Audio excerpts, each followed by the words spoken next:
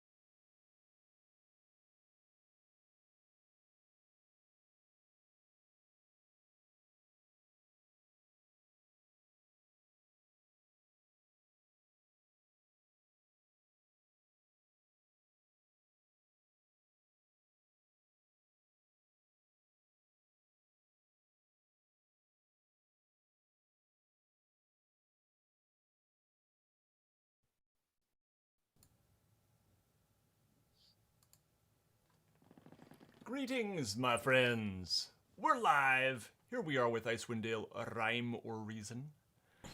Welcome, everybody. Thanks so much for hanging out with us here on this fine Monday evening, or perhaps Tuesday if you're an Aussie or other, person somewhere else in the world. Is it Wednesday anywhere? I don't think so. It is Indigenous People Day, actually. Yes. So I just want to point that out. It's that's pretty cool. Went to ship some stuff today. Post office closed. Nice, cool. Yeah, some people got the day off here in the U.S. So happy Indigenous People Day. Indeed. Well, we also, it's a special day because it's our 1 year anniversary. Before I forget too, thank you to Hero Forge. They're our sponsor. Hero Forge makes amazing miniatures that you can 3D print on your own. They will ship them to your house. But the beauty of it is that you design the miniature. You actually design it yourself with their amazing wealth of tools, including color tools now. For the past year, they've had that. I keep hearing over and over again from people like, wow, I haven't played around with Hero Forge in a while. It's really improved. And that's pretty much true. Like every couple months you check in and you're just like, whoa, like it just keeps getting better. So our tokens here on screen were made by Hero Forge, the ones you'll see on the map. Obviously you can get the actual physical miniatures too, which are great. So check them out, heroforge.com, and thanks to them for sponsoring. But yeah, as I mentioned, it's our 1 year anniversary, guys. Like sometime in the last few days was our first session. And this is session 25, and I just want to recognize like the dedication of these guys right here for being around for a year, 25 sessions. Way to go, team.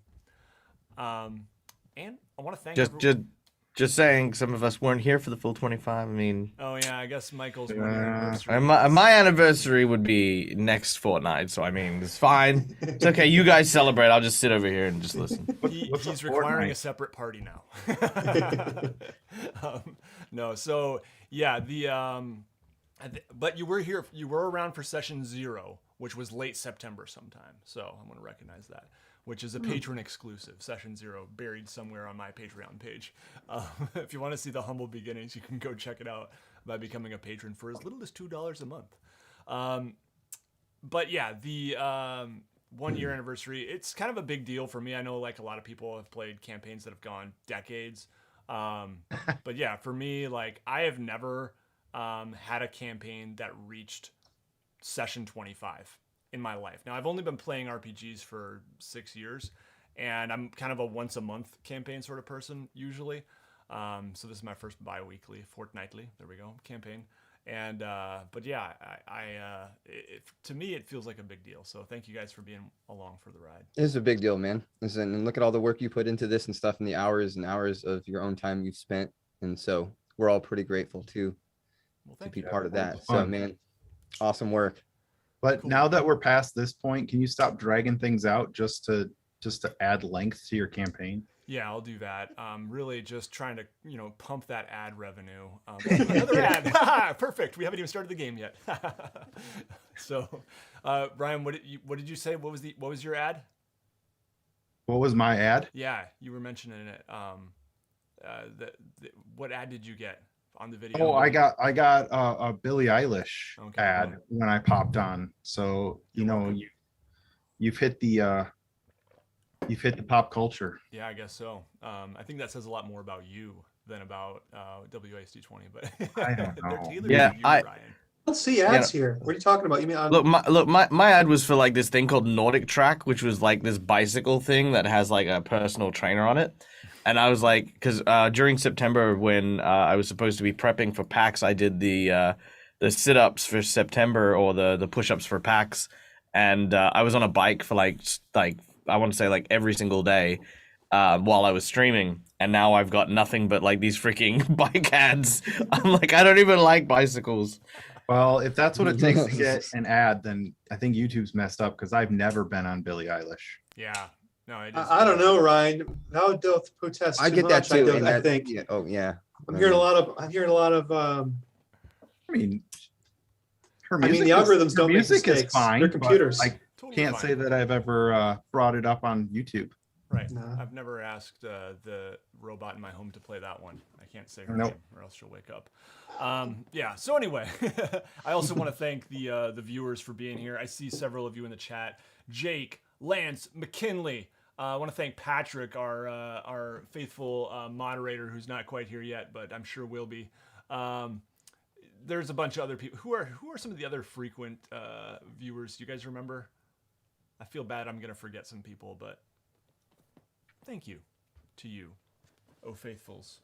Dale. I gotta thank Dale. Dale is a patron, and he is the guy who will often leave the game starts at this time. Come back from break at this time. Providing a great service to everyone, and he stepped up and became a patron too. Oh, that's that dude. Hey, man, I saw you, dude. Good job, dude. Yeah, and I'm sure I'm forgetting some other people that I should be thanking, but thank you guys for hanging out with us and being along for the ride. Shall we begin? Mm-hmm. Okay, we shall. I think so. Where last we left our players, they had just entered the perilous fortress of Grimskalle on the island of Solstice. The fortress is a skull shape in the middle of the frigid island, and let me see if I can pull up that picture here. The players made their way last time through a troll fight, an ice troll fight, in a garden of frozen corpses, and now they find themselves having climbed the peaks, the hills and valleys of this very small mountain in the middle of the island, have now reached the entrance to Grimskalle. Last time you guys entered, and I believe Fizwick, by the way, has 1 level of exhaustion, so Fizwick, you'll be rolling ability checks with disadvantage. So don't forget Fizwick that. also screwed up and didn't realize he had 5 spells he should have known. So he's got an arsenal of weird shit that he might deploy at any second. Yeah, so if you see All all at kinds of once? I didn't know he could do that. Yeah. We kind of identified the problem of Fizwick not, I Having think, much still to do. only having like first level spells like bonfire and Without any announcement, Fizwick's just going to explode into a firework of weird flaming debris. And I haven't picked them all. I've only picked 2 or 3. So yeah, maybe I can stretch it out a couple games. Cool. So you guys entered the fortress and snooped around a little bit. Villain Harpel is with you. The ice method is kind of floating around here and there. Not right at your shoulders at every moment, but makes an appearance here and there. Sopo is his name, and he served as a bit of a perhaps sadistic guide at times here on the island of Solstice. And you also, Michael has summoned something. What is it, Michael? Some kind of aberration, right? Oh yes, a large floating orb with multiple eyes that I currently am riding, which hovers around. For those of you in the DM savvy, this creature is an aberrant beholder, which is actually more of a spirit of a beholder than an actual beholder. So a little bit different to a full blown one, but I'm riding an eyeball bouncy thing. Yes, and you guys also have the Professor Orb, Professor Scant. Valin has been reunited with the orb, and it has informed you, I don't know if you remember, that this island, or this fortress, which is now occupied by Oriel the Frost Maiden, it is one of her homes on in this plane of existence, was originally a frost giant fortress, and there are remnants of that all over. In fact, last session, right at the close, you opened a door, and a large and very aged frost giant stumbled to his feet and cried out in giant, "Death, we meet at last!" And that is where we left things. So, I had, and if I remember correctly, I resized our tokens because I realized, this is like many of the maps in the book. They are 1 square equals 10 feet. But also,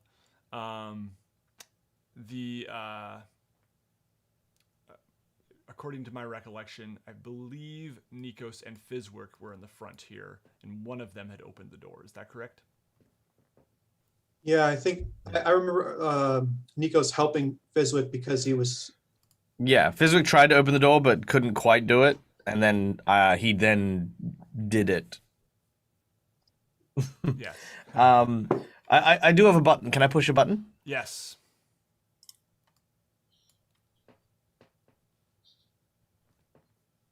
Glad you got that out of your system.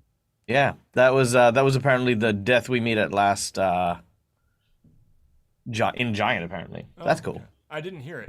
Yeah, I couldn't hear it either. I think it's in Giant. So hang on, I'll push it again. I'll push it again. Okay, I'm gonna up the volume slightly and then.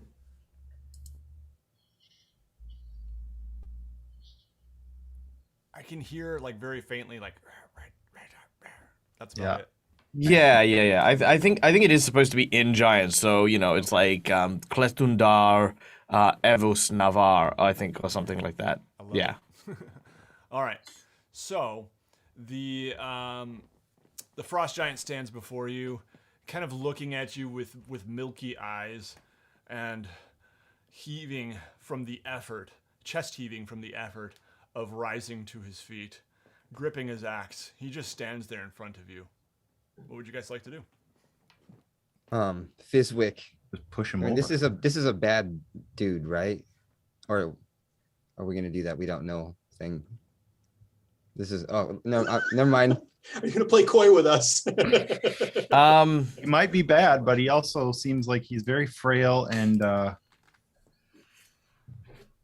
Does Fizwick have something he wants to say to him? Because Bruckfire wants to address him.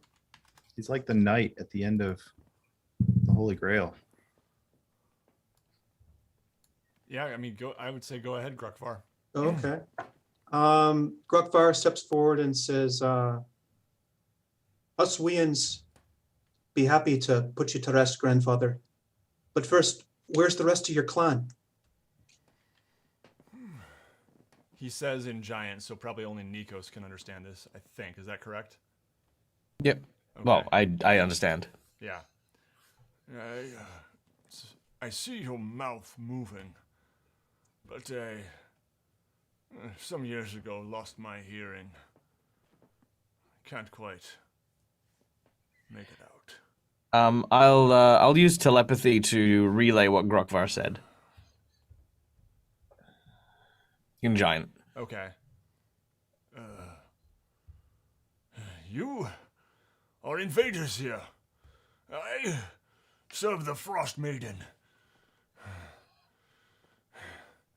Grandfather serves Frost Maiden, and as far as I'm concerned, is very, very adamant on dying in glorious combat over answering questions. My clan is long dead. The clan is gone. He takes one step forward. He is going to hit Fizwick. I didn't say that. I just think that's going to be happening. Yes, this was not said. This is very implied. Let's give him what he requested. Fizwick casts bonfire right on him. Smoke the old meat. Bring the heat. All right, go ahead and roll that damage.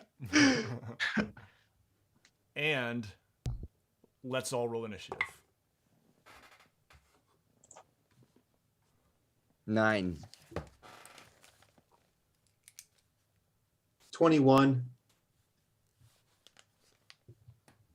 Oh, 9 27. damage. 9 damage. Okay, yep. sorry. Thank you. No, I needed that too. That's good.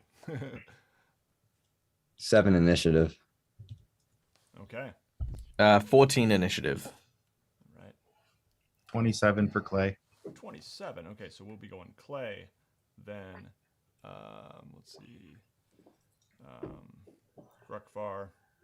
Can Fizwick cast another spell right now? And, not till your turn. It's my turn. Okay. So Clay, Gruckvar, Giant, and then Nikos. Get and ready, chat. Gonna have some dumb casting questions tonight. No, that's okay, man. Yep, we will be patient with that. What's a spell slot, you guys? Hey, Will's first time playing a spellcaster here in the form of an arcane rogue. I think it is your first time. Yeah, in the cantrips are different. Yeah, so cantrips, you don't use a spell slot, and for first, second, third level spells, those do consume spell slots. So you'll just kind of say cast in D&D Beyond, and then it should automatically kind of tick one of the boxes next to your spell slots. And I have 4. I should have 4 of those boxes checked. I think that first level you might have 4, and second level you have like 2. I don't remember. Oh, I see what you're saying. Yeah. Gotcha. So, Okay. So it depends on the level, the spell's level. All right. So, they're saying I'm pretty quiet tonight. Thank you, guys. I will turn my microphone up. Let's do that right now. Okay. Hopefully a little better, but let me know if that's still not loud enough. I can also move my microphone a little closer. There we go. All right. So, and one thing I should check is also to make sure I have the right microphone selected. I actually left my microphone at school over the weekend, and that was an issue. I had to use my onboard webcam mic. Okay. Let me know how I'm sounding now. So, the giant has been... his boots are on fire here from Fizwick's little spell. And now it is Clay's turn. What would you like to do, Clay? Are both of these doors sort of flung wide open, or are they? I would say, yeah, we can just say they're both flung wide open at this time. Okay. And you can squeak by into the room if you want to. Yeah, I'll just come a little bit into the room here. And I'll just say, you look too old for this job, Giant. Sit down before you die. Yeah, he does. He just kind of growls at you. I don't know if you heard Clay, but that's what he wants. This turned into a Schwarzenegger movie or something. Awesome. This is the chopper. Or this is Red Heat. Don't bother my friend. He's dead tired. You remember that, Will? Yes. Okay. You just interrupted my thought. Sorry.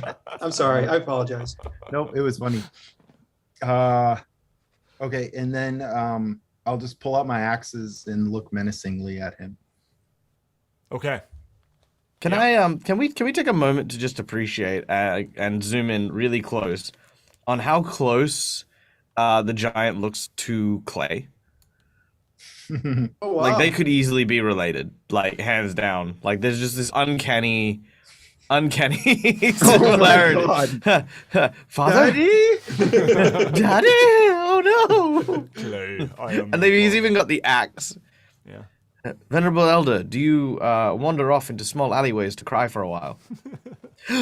Clay! All right. That. Anything else in your turn, Clay? Well, actually, can I ready an action? Yes. Like if he steps next to me, can I ready my double attack? Yes, you may. Like if he advances on the party any further. Mm-hmm. Sounds good. All right. And that brings us to Gruckvar. I'm gonna move forward a little bit here, so I'm kind of peeking over the top of Fizwick's head, and I reach my hand skyward, sort of make a motion like I'm drawing something out of the air, and I cast Sacred Flame. Mm-hmm. A flame-like radiance descends on the giant, and he needs to succeed on a dexterity saving throw or take some damage. All right. He rolled an 18. He succeeded. Okay. So he takes. Does he take no damage? Possibly. Does it say anything about half damage if it doesn't? I'm looking for that. Yeah. Nope.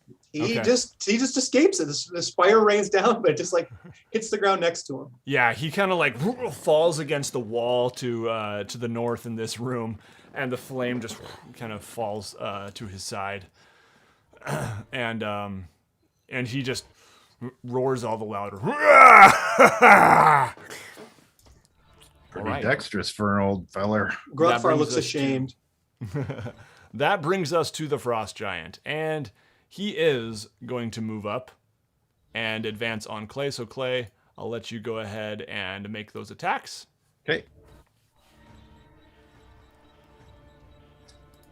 Actually, he would probably be a little smaller.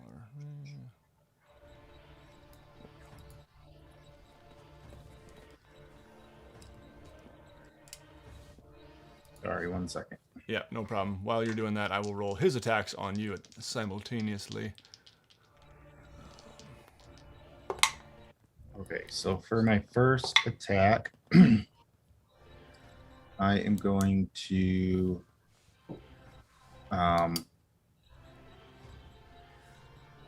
well, it's gonna probably just amount to like 3 hand axe swipes. Okay. But the first one is a 24. Okay, my that first- hits. Yep. For my first attack, which does 9 damage. Yeah. And my second, nope, that's an 8. I whiff with that one, but then the next one's a 21 for another 6. All right. Another 6. Got it. And good. All right. Now, the giant attacks were 22 and 27, which I'm assuming hit you. Yes. Oh boy. Okay. We'll see.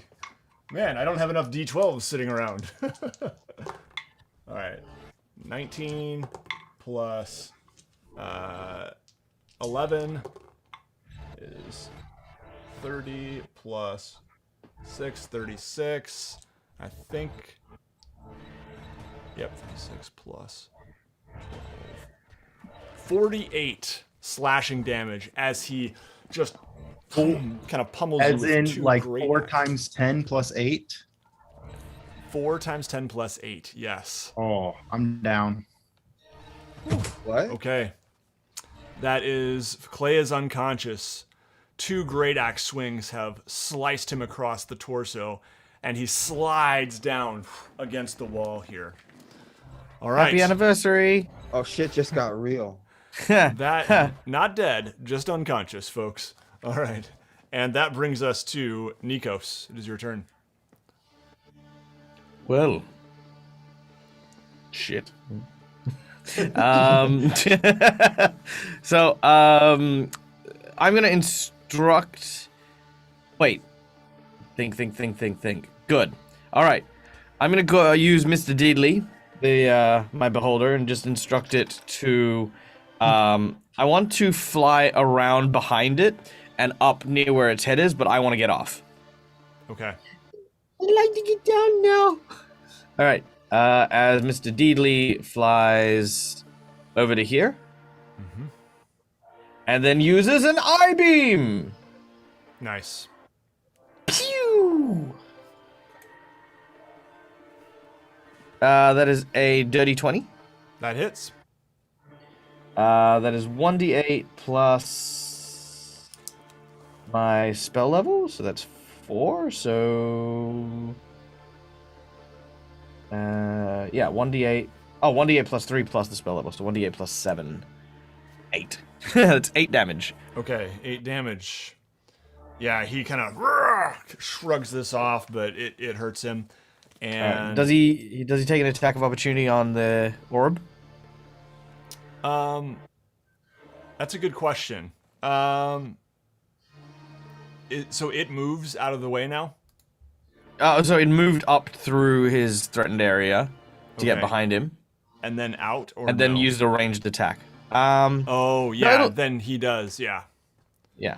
So, yeah, I'll just have him make one great axe attack as he kind of... And that is a natural 1. Yay! So, yeah, I'm going to say he gets... he kind of swings like, boom, and his axe gets stuck in the ice next to him, in the ice and stone of the wall, and it's going to require. Well, I'm just going to say if he wants to attack, he's going to get disadvantage on his next attack, trying to get this Or was out. that 3 minutes ago? All right. All right. So Nikos. then with my action, I'm going to move up while he's distracted and his back's turned. Grab Clay by the foot and just drag. In the most dignified manner.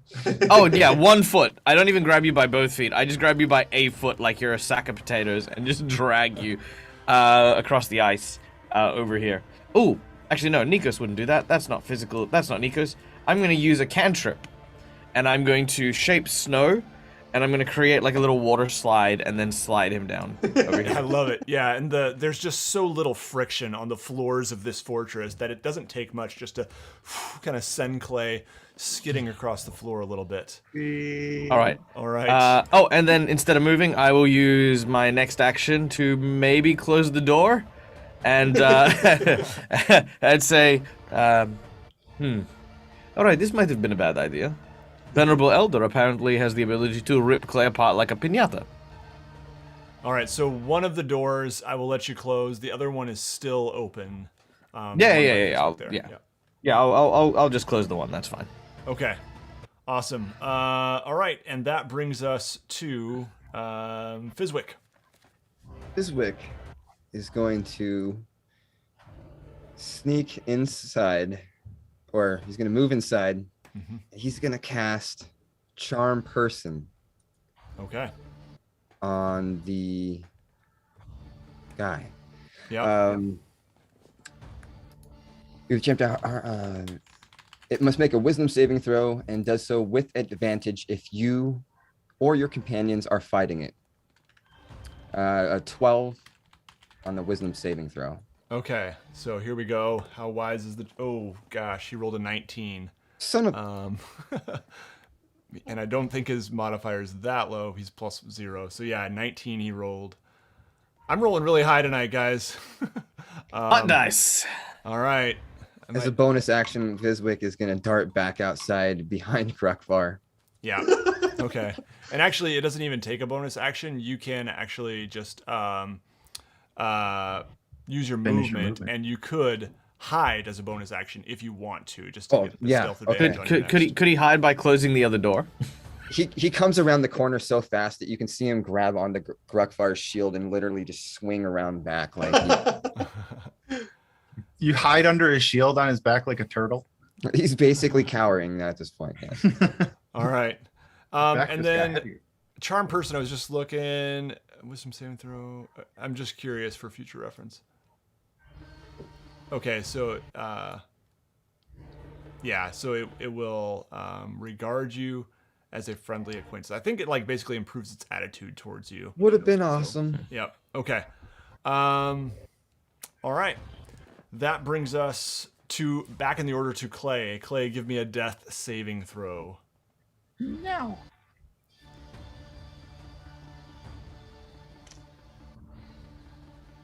No modifier, just a straight up D20. Oh, 2. Oh my god.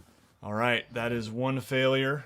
And that brings us next to Grukvar. What is this giant wearing in terms of like clothing and armor? Yeah, I mean, he's wearing like basically leather with some kind of bony looking shoulder pads or pauldrons, I guess. Some bracers and a big ornate steel belt. Okay. What does the floor look like in front of the doors? Is it just all made of ice? Yeah, I think it's all ice. Let me check here. Fortress features floors are made of smooth, opaque, chiseled ice with a bluish tinge. Okay. I am going to close the other door and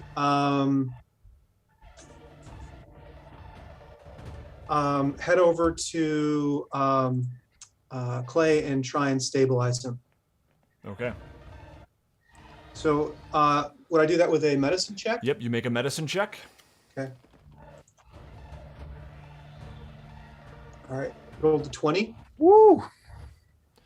All right, that helps. Not a nat 20, but Yep. 17 plus 3. All right, so Clay is now stable, and Means I'm at 1 hit point, right? yeah, but I think you're still unconscious. Is that right? I think so. I don't know how to do that in D&D Beyond because if I think never you just mind. can Zero manually is put yourself at 1 hit point, but 0 is stable. I don't Okay. have it. Doesn't require me to make any death saves for that. yep. Oh yeah, so yes, a stable creature doesn't make death saving throws and has does remain unconscious, but you are at 0 hit points. You are no longer in the threat of dying in terms of having to make saves. All right, that helps. Anything else you'd like to do, Grukvar? Someone with the ability to do so. Form this ice in such a way it can lock this door closed, or the giant will be on it sooner than we'd like. You know, we've been traveling together for a while. You can't just call me Nikos. I didn't know who else had it. I thought I was the Fizwick- I look at Fizwick. I I think Fizwick could do the opposite of that creating snow a- thing. I think I could create a bonfire and then control flames to make it super intense and hot, so he wouldn't want to touch the door. Well, The you door would melt. or it would melt the door. Would it The melt? door's made of Take a ice, while. isn't it? Can it get that hot? Like, I mean, I'm melting steel here. Come Well, on. well, I Well, do still have the door's I made do out still of have the ice. red dragon heart. Oh, it's an ice door. Oh, Allow never me to mind. save you guys a little bit of time. It is the giant's turn now. Okay, so he's coming so- through. Okay, great. Yeah, but we're talking, Nate. Let us figure this out first. Hold on, Nate. All right, let me Push the figure. pause yeah. button so we get So credit. the giant will move up, pushes the doors open. Oh, does he ignore the Mr. Deedley? Oh, you know what? Yeah, actually, no. He is going to turn around and he is going to attack Mr. Deedley with disadvantage. He does get 2 attacks. Man. So the first God. one is going to be like a 5 to hit. What's the AC? It's higher than 5. Yeah. The AC is 11 plus my spell level, so that's 15. 15. Okay. Yep. The first one is a miss. The second attack is 7 plus 9, 16. So it is a hit. And that will be. That's the official D&D Beyond sound for beholders. That's what they all sound like now. What's his name? Mr. Deedley? Mr. Deedley. Go, Mr. Deedley! Okay, that is going to be 17 slashing damage from the great axe. Okay, so Constitution modifier plus my spellcasting modifier. So that is 6 plus 10 times what? 10 times the spell level. Okay. So that is 6 plus 40. So that's 46 hit points. Okay, cool. So, and how much damage did you just take? 17. All right. Sweet. Yeah, Mr. right. Deedley's okay. I just saw lightning outside. Wouldn't it suck if we lost power at this very moment? Okay. Yeah, right. Anyway. I've already lost power, so you guys do you. Clay is powerless. All right. We are going in for Nikos' turn. Okay. So we want to barricade the door, do we? All right. Well, let's start with Mr. Deedley because I feel like he's doing all right. Mr. Deedley is going to use.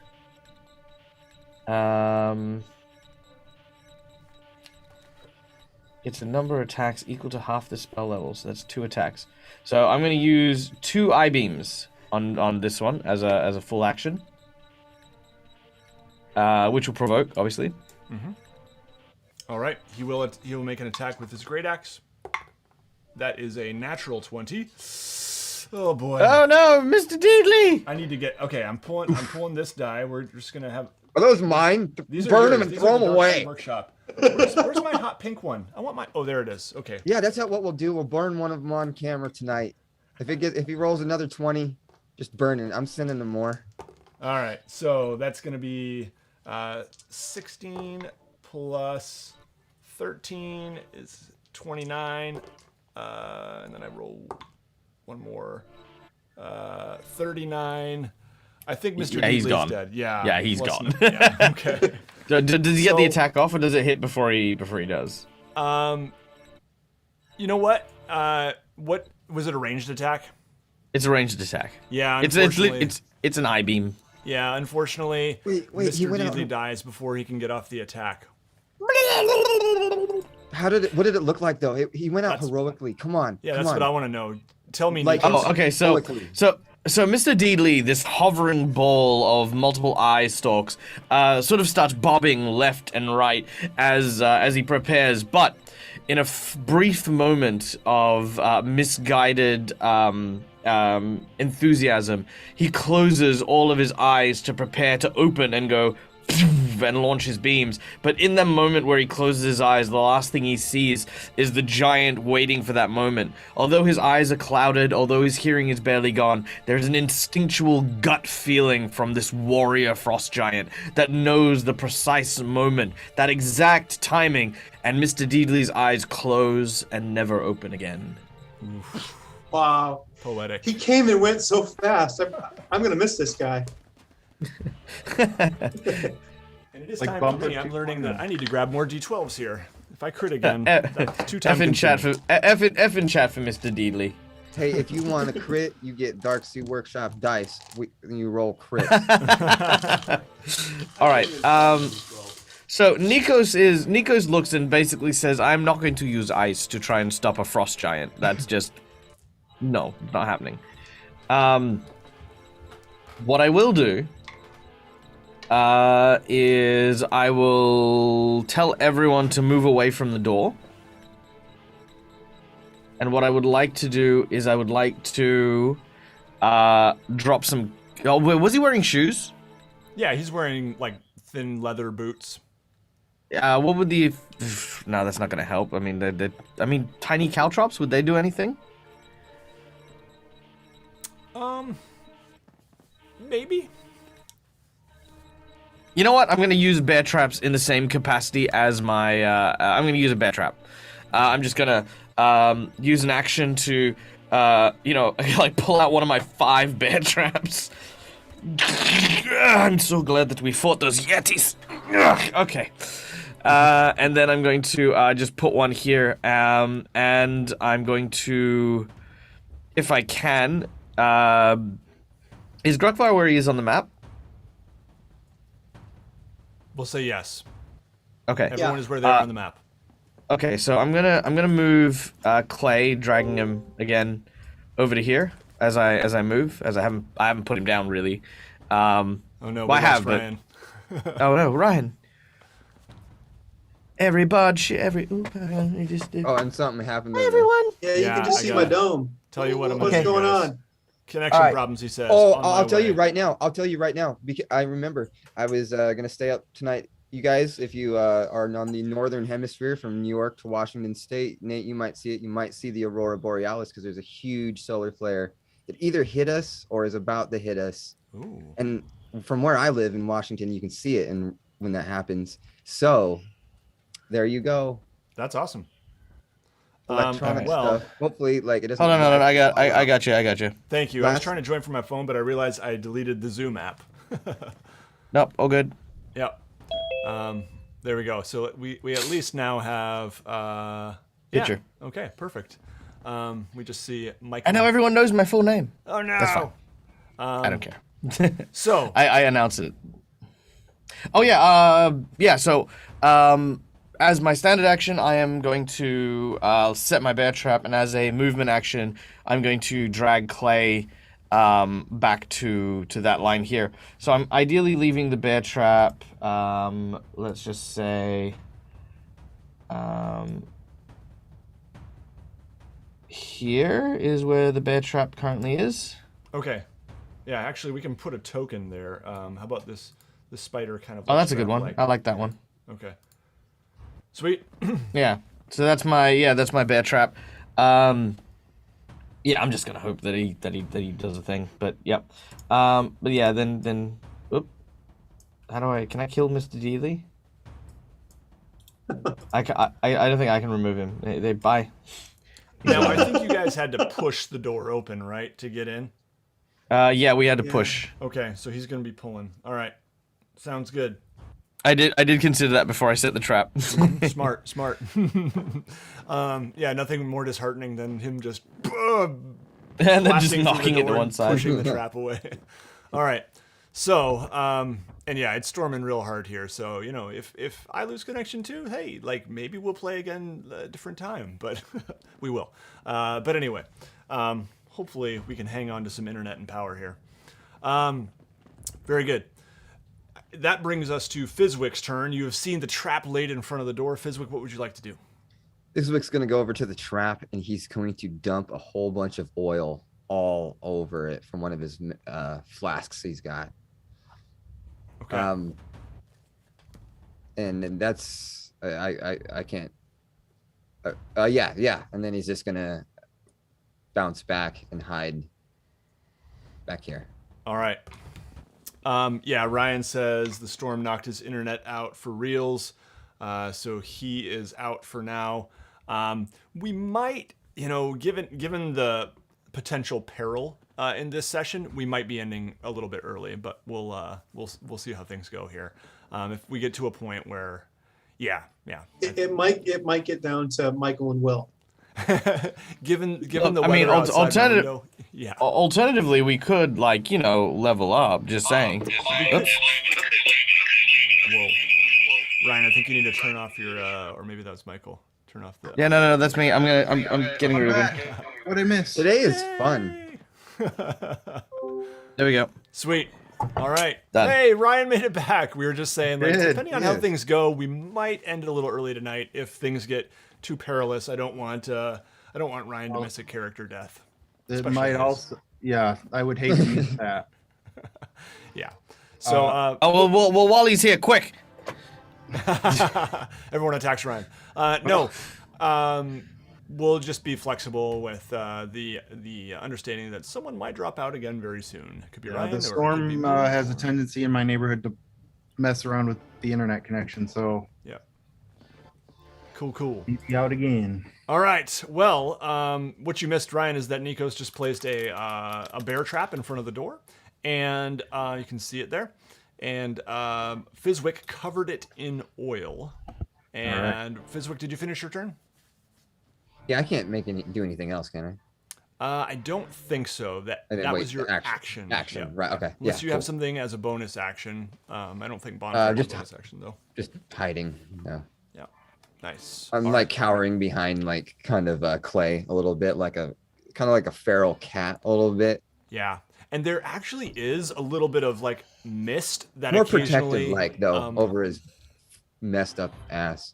Yeah, there is occasionally a little bit of mist that is obscuring the floor, so it's actually quite hard to see the floor at any given moment. We lost him, and look where we lost him. Look at the. He was making a Yeah, that is priceless. Hold on, screenshot. Here? Quick. Oh, did you get it? Oh man, no, I missed it. That's okay. We'll capture it. We'll Yeah, capture it. We'll capture we'll it. get it in the VOD. In post. Yep. We'll get it in post. Am I back again? You're back, Ryan. Ryan, it was frozen in the perfect spot, dude. You were like that, kind of. It was good.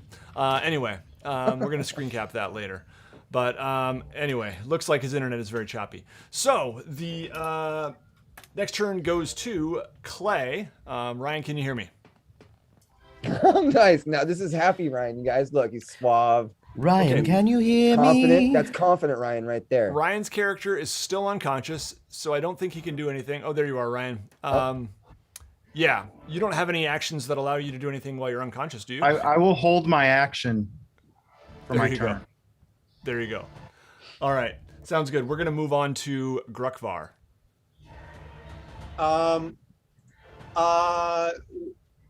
So right now the doors are closed, and I'm just standing here looking at a oiled bear trap. Is that correct? That is correct. Yeah. Okay. I am going to wave. I'm going to run towards the rest of the group and wave Valin in the same direction. So Yep. over here, and I'm going to put Valin sort of behind me here. Cool. All And right. I'm going to ready I'm going to ready a guiding bolt. Okay, so if the door opens and Yeah, and if he's in full view, I'm going to try and hit him with it. Sweet. Okay, excellent. And that brings us to the giant. All right, the giant will pull the doors open, and you can see his milky eyes kind of, squinting as he tries to spot anyone around. And he does indeed step on the bear trap. How much damage does that do? I will tell you in just a moment. Also, seeing as Ryan is back, does he need to make a death save? He's stabilized. Stable, yeah. Stabilized. Yeah, okay. Okay, so a bear trap. It looks like a dex saving throw, maybe? Yes. Okay. It will snapshot. DC is 13 on the dex or 1d4 piercing damage and stop moving. All right, he rolled a 7. So he will not make the save, and then what happens? All right, so then he takes 4 points of piercing damage and must stop moving. Thereafter, until the creature breaks free of the trap, its movement is limited by the length of chain, which it's not been attached to anything, so it's not going to be that. But it can make a 13 strength check to break itself free. Every time it fails to break itself free, it takes 1 additional damage. Okay. So I'd probably say if he leaves it on his foot, that would count as him failing to break free, but he'd still move, so he'd take 1 damage every time he moved. Yep. Fair. Okay, so he is going to, and let's see. I need to calculate movement a little more carefully here, and I'm going to actually make him. We're just going to make him like that big. Okay, so if he was right here, he was right here. That is, he doesn't get that much movement. So yeah, he's basically going to inch forward a little bit, but he's not going to be able to get to any of you. He is old and moves quite slowly. You can hear the creaky knees. And the cold only exacerbates that condition, my friends. Trust me. All right. Let's move on to Nikos' turn now. You have seen the giant stumble through the door. What would you like to do?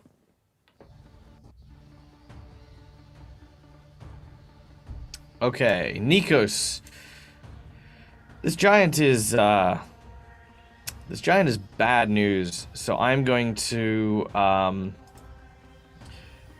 stretch out my hands, and as he does so, Nikos's eyes start to again go like that, like inky black color as they fill out his sclera and his pupils.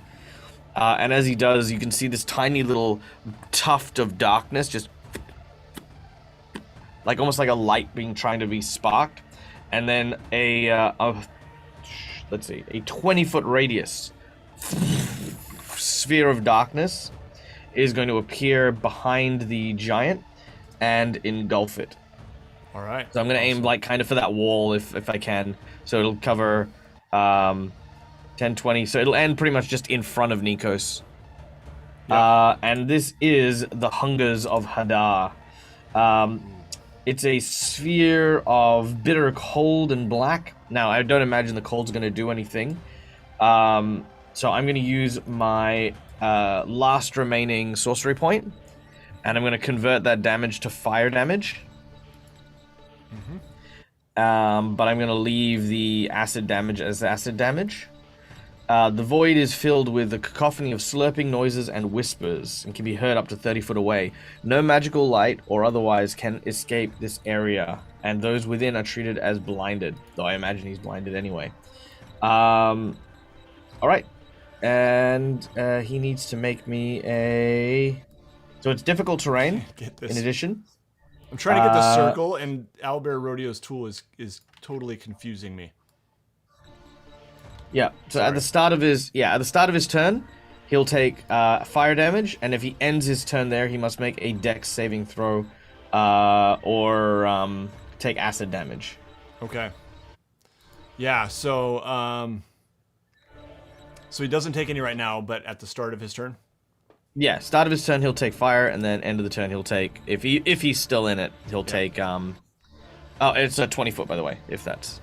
Yeah, I think the circle, I made it a little bit bigger than 20 feet. Each square on this is 10. Oh, is it? Oh, yeah, okay, yeah. so- Yeah. Oh, in that case, yeah, I'll aim at. Yeah. That's fine. That's fine. I'm gonna shut up. Okay. But yeah. I was trying to get it like centered on him. I don't know if that's what you want. Oh no! Oh my god. Let me try that again. Go away, you. I want it kind of. If each of these is 10 foot, I want it kind of here. Okay. Yep. I'll make it just a little bit higher there. Yeah. There we go. Because I basically want to try and stop him. There-ish. Gotcha. And I'm gonna hold my ground in that arrogant, defiant Nikos way. Yep. Nice. Okay. Very good. But I will kind of kick Clay a little bit further away if I can. Yep. All right. That brings us to Fizwick's turn. He's in there like, and he can't see, right? And he's Yeah. like So all you just see flailing around. inky blackness. Yep. And he can't see. Well, you don't think you can see anyway. But you can't see him. I can't. So I wouldn't be able to target him either, right? I would say you could roll and I got a plan B. Fizwick reaches into his bag and he grabs one of his packs of. Oh, now Nate's got the action pose. Oh wait, no, he was just being so still that I couldn't tell. He grabs one of his bags of ball bearings and he just flicks it out to try to take advantage of those old knees, and just kind of cover the area right in front of us right there. Okay. Yeah. Now, I will say you could still, I was going to say you could probably target him pretty easily just based on your recollection of where he was. Oh, yeah, okay. Yeah. I was going to say, so the inky blackness, there's no light that comes through. So that also, does that also include like, because I don't know how tall the room is. Mm-hmm. So the ambient light from the other side of the corridor where we left the door open, is that any of that coming through from above either? Probably, because I think the ceilings are quite high here. Let's see. Ceilings are 30 feet high, and the sphere is Okay, so there's 20. like a 10 foot. Yeah, okay, so there's a 10 foot. Yeah, it is dark. There are no torches lit in here, so anyone who doesn't have dark vision is going to have some trouble now that we are a little further from the natural daylight outside. Okay. Yep. All right. So, okay, so sorry, Will, what you threw what on the ground now? Ball bearings. Ball bearings. Got it. Love it. All Big right. old bag of them. Mm-hmm. Excellent. Anything else you'd like to do on your turn? You want to move back or anything? No, I'm just hanging out next to Clay. All right. Grukvar, you ready in action to cast Guiding Bolt, and we forgot about that. Guess what? I cast it and it didn't hit. I don't think. 15. 15. Is that too low? I think it hits. Did it? Yeah. Let's see. Frost Giant. Armor class 15, man. All right. Roll that damage. Nice. That would have happened like right as This he was would have getting caught in happened the trap, before Nikos' spell. the light came down, for the Hunger of Hadar. Yep. 14 points of damage as it blasts into him and hits him Alright. square in the chest. And it gives advantage to whoever attacks him next, but I guess that's kind of invalidated because Nikos did and he succeeded. So Yep. All right. So yeah, he cries out. "Roar!" He's just getting walloped at this point. All right. And that brings us to Clay's turn. I hold my action. Okay. Oh, that's right. You're still unconscious. My bad. Grukvar. I am wondering why my side aches a little bit though. Wait. Let's get some grunts. Like, what do you sound like right now? I'm snoring.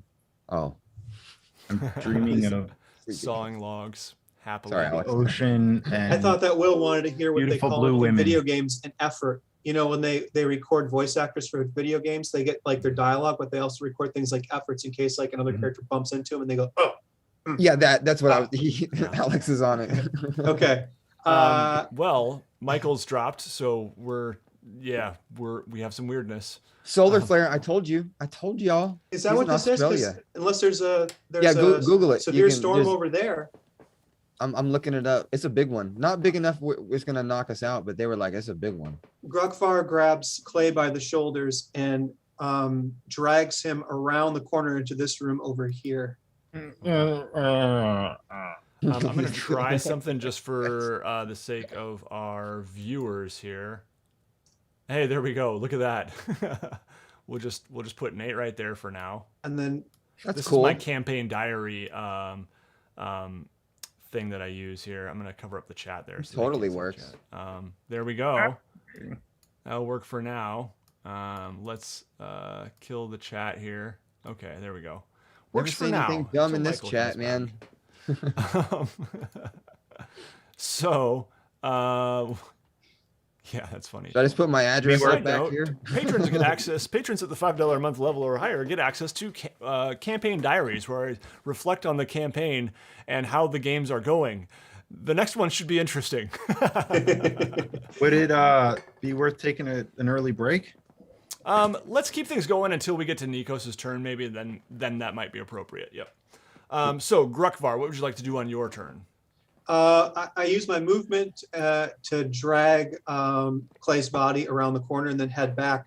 I don't know if dragging his body is also an action. I think it probably is. Is that the case? Yeah, I would say you could probably drag his body with half your movement if you want to, and then still take an action. Okay. Let's see here. He was like here, so that's honestly because I'm a dwarf. I'm so slow. That took everything I had to do that. Yeah. So I'm just gonna hang back here, and then I'll have Velen do something. Maybe I'm gonna be so confused when I wake up. I'm gonna be like in a completely different building by the time I get moved far enough away. Yeah. Velen readies an action, and the condition is when either the giant emerges from the hunger of Hadar, or when that departs, and so she can actually see him. And when that occurs, she is going to attack him with a ray of enfeeblement. Okay. So you said ray of enfeeblement if the hunger of Hadar goes away. Yeah. If at any point she can see the giant. Yep. Okay. Sounds good. All right. So the giant is up next, and he is going to try to move, and he will have to make a dex save on the ball bearings. And he rolled a natural one, so he falls flat on his face. Man, I'm swinging the highs and the lows tonight. That's, I think, 2 crits. No, it's 1 crit and 2 natural ones. So Fizwick, does he see this? You hear a huge boom, and you guys feel the ground beneath you shaking. A crack forms in the icy floor that just kind of spider webs right past you, Fizwick. And the giant goes sliding forward, and you just see his head sticking out of the hunger of Hadar.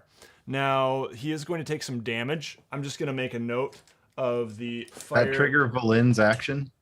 Fire and, yes, it will. Fire and acid damage, I believe, from Michael's spell.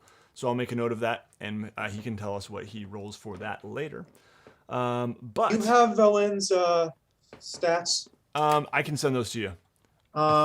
We can kind of guesstimate a little bit here. This is a ranged spell attack.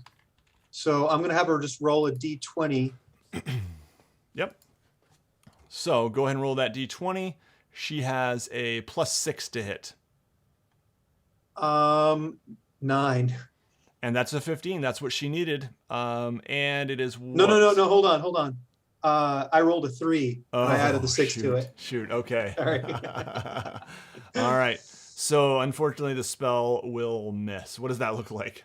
A sort of a contorted, sort of twisting beam that's pulses out of her finger in a arc, zips over his head.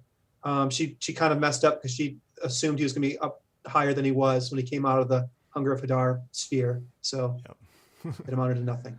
Yeah. She just misjudged it a little bit. Velen curses and kind of steps back against the ice wall, readying herself for the giant's possible rising up from the icy floor here. And that brings us to Nikos' turn. And he just, wow, look at that. It's amazing, dude. It literally just became your turn the second you came in. Yeah, I just said, and that brings us to Nikos' turn. All right, let me fix the overlay here now. Get back to our friendly Icewind Dale overlay. And let's reposition a little bit. Apparently Ryan's internet is so bad that it got me somehow. Oh, okay, I forgot my order here. We got Will, then Will me, thinks it's solar flares. then Michael, then Alex, then Ryan. Look, I'm in Australia. All year round is a freaking solar flare. Okay. But yeah, no, just my just my internet died. Like my router and the whole thing just went. Yeah, you know what? Nah, I'm good. Well, Michael, I first want you to roll the damage, if you would, for the Hunger of Hadar. He moved, fell smack on his face. Oh, I'm going to roll some damage for that, too. We're going to go 2d6 for that. And that's 11 damage. Okay. But yeah, he moved. His head is sticking out. He's on the ground. His head is sticking out towards you guys. That's it. Okay, so that's 6 fire damage, and then because he's still in it, that's an additional 3 acid damage. Okay. And 1 damage if he moved with the bear trap still on. Yep. Awesome. All right. Very good. And now it is your turn. All right. Cool, because I obviously want to cause this dude as much physical pain as possible. I am going to turn my attention to this individual. Man, he's gonna hit me. He's gonna hit me hard. You know what? I'm going to just stand my ground. I'm going to reach forward with my hand once again, and I'm going to use Psionic Blast. So he needs to make me a dexterity saving throw. All right. That is a 3. Oh, well, he takes 32 points of force damage. Nice. Oh, yeah. Is pushed 20 foot directly away from me and then knocked prone. Okay, so he's already prone, so he will push 20 feet back. There we go. Yeah, Now, basically I want to I want to ideally slide him so that he's like, you know, kind of at the edge of the orb. Okay. Yeah. So yeah, we'll put him right there. All right. Okay. Cool.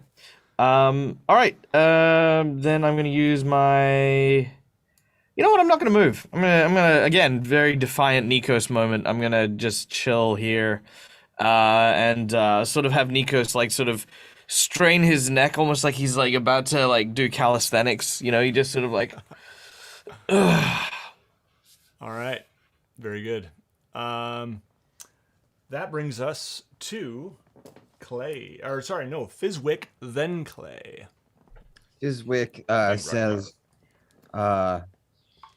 I love me some ball bearings. Work 100% of the time, every time. Now I'm gonna burn your ass. And he like puts his hands together like a gun and zaps out a bonfire, bitch. Okay, now can Fizwick see through the blackness here though? I thought you said I could just shoot in a general direction or something. So that was before he moved, because now he's in been the moved around blackness? a little bit. Oh. Yeah. He's on the other side of it. And now. that was so. And I said all that shit. You Now, still I fire would let at. you roll, Yeah. and you can just roll with disadvantage if you want to. Okay. Yeah. Or does he have to make a? Yeah, you're not making an attack, I guess. No, it's casting so, bonfire. but let's just make it like you would an attack. Okay. And you can roll with disadvantage.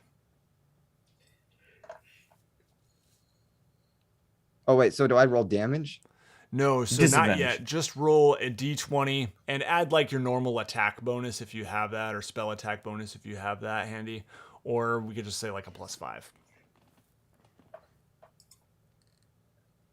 I rolled a 17 on the d20 without adding anything. Okay, now roll Oh, another good. one because it's disadvantage. Oh, okay. Oh, disadvantage. Okay.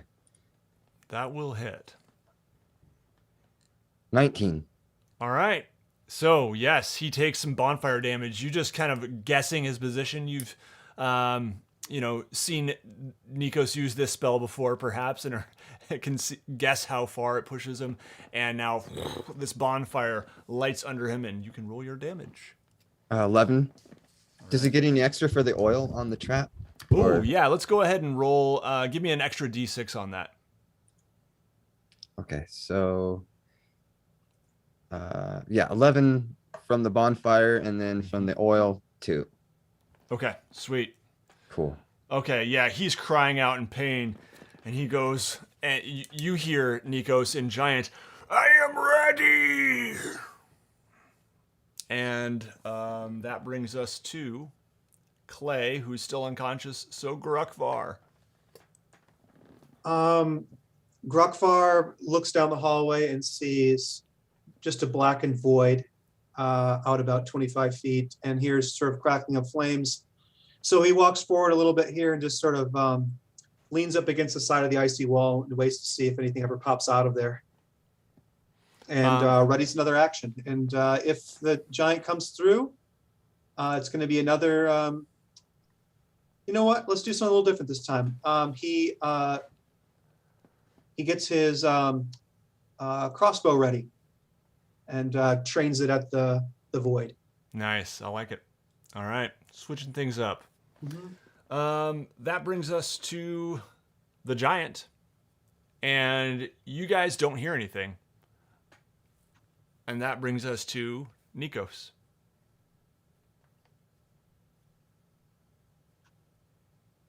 Oh, I think you're muted.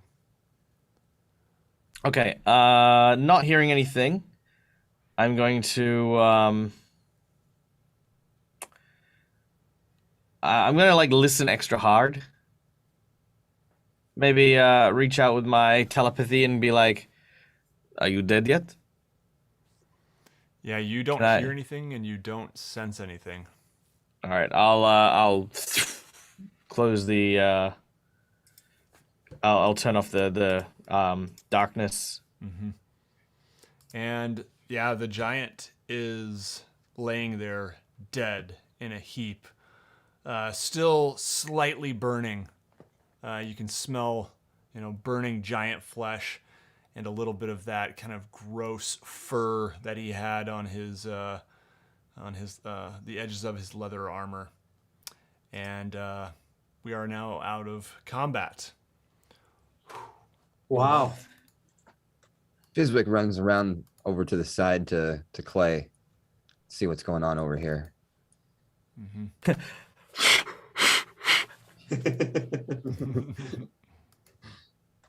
Yeah, I'm going to go collect my bear trap. Mm-hmm. And I'm gonna start. I'm gonna pop his head open. Yeah. I'm gonna pop his head open, and then obviously I'll extract the brain, but I won't eat it yet because I still got I literally just ate at the ice gardens. But I will keep this and I will search the body. Nice.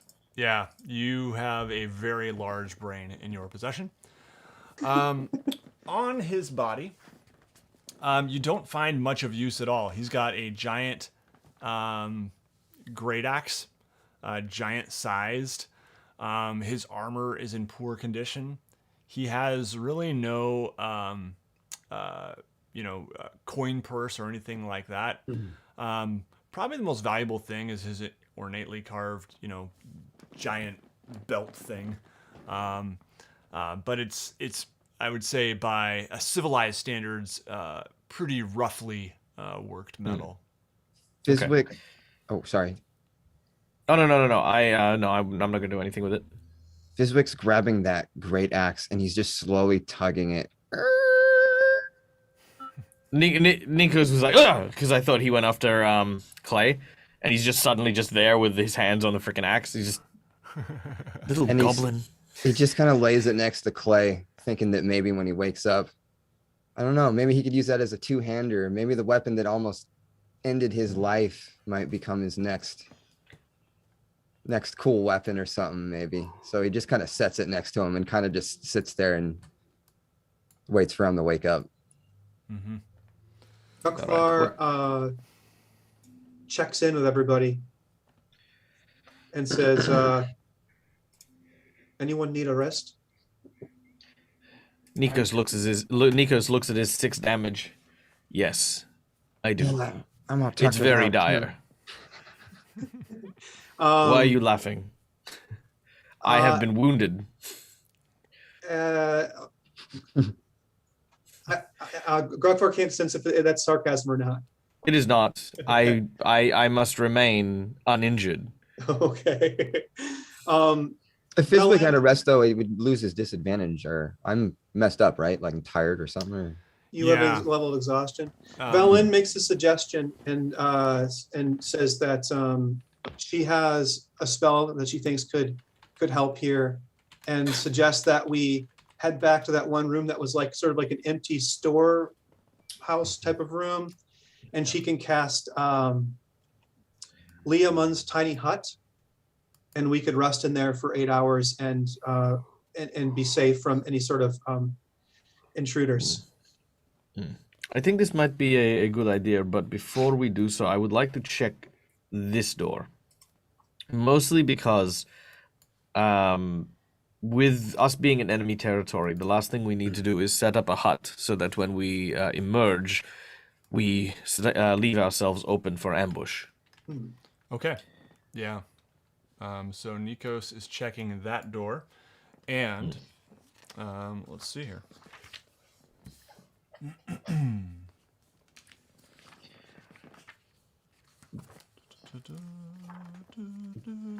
But also, yes, I'm running very low on spells, and it's very hard to like describe being low on spells. It's like I feel like the mana does not connect to me. So instead, I've got to hype up like all my injuries. Like, you know, it's like, oh, I've taken 2 damage. Everyone, we need a long rest. Long rest is the only way. Yeah, I actually like that idea that Nikos is, just, maybe not used to taking a physical beating so much. Yeah. And you guys, I think I bumped my elbow on that door casting that spell. Fuck. Yes. All right, we'll just get rid of all that. There's not much I'm hiding here anyway. Okay, so these maps are pretty piss poor. Am I D&D Yamcha? What's that? I said, am I the D&D Yamcha? I don't know what Yamcha is. It's like the Dragon Ball Z? Oh, no, I can't be the only I'm not one. a watcher. I'm not a viewer. Well, that's okay. I'm sure someone in the audience knows the reference. Yeah. All right. So this is a room in which the frost covers a bloated trestle table that stands amid rotting barrels and casks in the middle of what used to be a kitchen. Store racks along the walls have collapsed into piles of rotted timber, along with jugs, tankards, and drinking horns that once rested on them. A roasting spit lined with icicles is mounted above a 10-foot diameter iron brazier coated with rime and situated near the back wall. It's pretty wrecked in here. There is not really anything of value. Everything is kind of, any even barrel is cracked and destroyed. Can Grugfar head down and sort of take Nikos' lead and see if he can clear out the room that the giant was in, and then sort of check that little closet area? Mm-hmm. Absolutely. So yeah, let's head down there. The room itself is quite unadorned for the most part. There's a stool that the giant was sitting on. Looked like it had definitely seen better days. But there is that door at the other end of the room. And let's see. Yeah, the door, if 2 of you were to push up against it, it would push, or it would pull open, I guess. 2 of you would probably be required in order to do that, but you could do that. And inside, there is a heap of treasure. 1,350 gold pieces. 4,000. I'll put this in the chat too, in the Zoom chat. So. Yeah, Actually, I got it down. Probably be easiest if I just pasted everything from D&D Beyond. So let's do that. I'm writing it, and I'm dropping into our spreadsheet, Google Doc? our treasure trove, our treasure log. Yeah, at what point do we need to leave or just cash that out? Like, how much physical treasure do we have? Yeah, but cash it out where? I mean, like, He's not even done telling us what we got. Like, it's like I know. I was like, yeah, I know. I was like, well, what are we gonna do? Go to Bremen and get some salted fish? I mean, come on. Literally, we can pick up rocks. play too many video games, dude. Well, if we get enough money, we can just buy the town. Yeah, I was going to wow. talk to you guys about the idea that you probably would not have been able to carry all your treasure up the mountain here. So what do you guys think you would have done with it? Would you have buried it near Nas Lantimir's corpse? Or Do you remember I took that giant's breastplate and I rigged up a rope to it to turn it into a sled and was just pulling the treasure around on it? There you go. I would want to pull it actually into the into Grimskalle. Yeah, And put it in that sort of storage area where we found all the unused weapons and stuff. Okay, yeah, I like that idea. That's cool. So- A giant so breastplate, sledding disc. Okay. Yeah. Oh, because I was gonna say there's also a giant shield made of like white dragon scale that might be a good also sled. Yeah, it sounds like you guys might need another one at this point. So anyway, I put it in the chat for you guys here. There's 1,350 gold pieces, 4,400 silver pieces, 7,800 copper pieces, 4 gold rings sized for giants. They are worth 150 gold pieces each. A giant-sized shield made of white dragon scales. It's impressive, but not really worth anything. It's seen better days. And a partridge in a pear tree. There is also a 2-foot tall, 50-pound chipped statuette of Thrym, who's an evil frost giant god made of ice that doesn't melt. So that's worth 50 gold pieces. And there is an alchemy jug. Ooh. Which you can feel free. Do we need to identify that? I would say, yeah, Nikos, maybe go ahead and make an Arcana check. I guess Fizwick could too. Fizwick is a magic user. Oh no, that's more his thing. Go for All it. right. Yep. 20, not natural. Yeah, you can identify what that is without too much problem. I won't make you cast Identify or anything, or Detect Sweet. Magic. I don't know what it would be, but yeah. I immediately see that and say, pass that over to me very quickly. Looking at this very ornate jug with multiple little corks that have stopped in these little openings throughout the actual main body of the jug, Nikos begins to examine the ceramic holdings and slosh it around. Now, traditionally, it holds about 12 pounds of fluid, or whatever the equivalent American weirdness of 12 pounds of liquid is. Is it full or is it empty? It is empty. Yep. Damn. All right. Well, this has clearly been used recently, but if used during the day, probably tomorrow, any of these corks can be uncorked in order to produce a variety of different liquids, ranging from poisons, acids, beer, honey, even wine or salt water. There's a number of uses for this sort of thing. If you don't mind, I would very much like to hang on to this, at least for the time being. You seem to know what to do with it. Get your alchemy on. I'm admiring the jug. It's yeah. I say from the other room as I'm sitting next to the. Is anybody like checking on him or like what? Are we looking at loot? I thought he was like dying. I assumed you guys were all kind of in there, but it took. Look, two of you to open the door.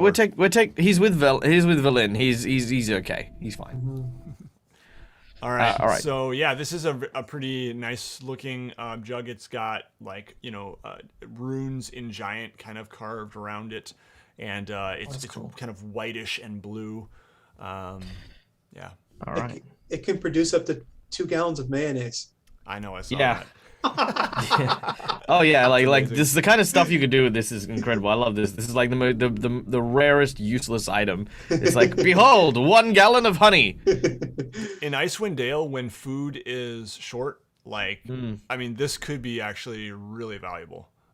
Yeah, but, I mean the honey definitely, and the mayonnaise. That could solve a lot of the Northern Lights problems, right? Because they weren't Well, they no, struggling no, to find food. Lemon juice. Oh no, not at all. If you think about it logistically, right? it only does it once per dawn, and you have like villages of like hundreds of people, and despite what we think, hundreds of people can't survive off 2 gallons of mayonnaise. Well, that's true. I guess it wouldn't solve their problem, but it would make them in more demand if they had items that foodstuffs that were difficult to get a hold of elsewhere. Or make them a target where people steal from them in order to try and get this wondrous item to support the one family. Good point. I'm thinking you could do some pretty, you could definitely flare up the cuisine with a lot of honey or a lot of mayo. It would make it a desirable spot to go eat. Oh yeah. Yeah. And we also have poison. There's that. Yep. All right. So you guys want to try to do a short rest, or what's going on? Long rest, please. Long rest. Okay. Yes. I would like one long rest, please. I'll read through the Leoman's tiny hut and just kind of explain what that looks like. But then before we do that, Grukvar is sorting through the remaining treasure and has pulled it over by the breastplate sled and sort of laying things out on the ground so we can all look at them. And I say, I've got some items here that could be really helpful for some of us. So, what a beautiful cat. Thank you. So, perhaps is that one of your items? Perhaps we should divide them amongst ourselves. Some of them, perhaps we could use even within the Grimskalle itself, and it would be best to have them on hand. And the specific items I'm thinking about here are, we have a number of different potions. We have 2 potions of animal friendship, a potion of invisibility, a potion of cold resistance, which is, I think, one of the really important ones, I imagine, here. And also the trident that we found, that's in your possession, right, Clay? Yeah, I've been using it. Okay, cool. And a scroll of fireball, which I think Nikos or Fizwick might want. Does anybody want any of those things to use here, or just to hold them on their person in case they decide they want to use them? I think a scroll would be cool for actually Clay. Doesn't he use a scroll? Well, I think anybody can use one. The way a scroll works is sort of like a one-time. Is this correct? It's sort of like a one-time use of a spell. Yeah. Mm-hmm. And you don't have to be a magic user. Anybody can. That's a good question. Your spell. I'm using video game logic again. Spell list.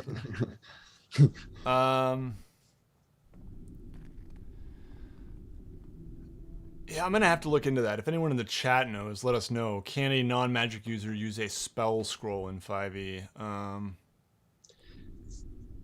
There's also a spell book in here, but I don't know if that really come into play because they get to pay money to.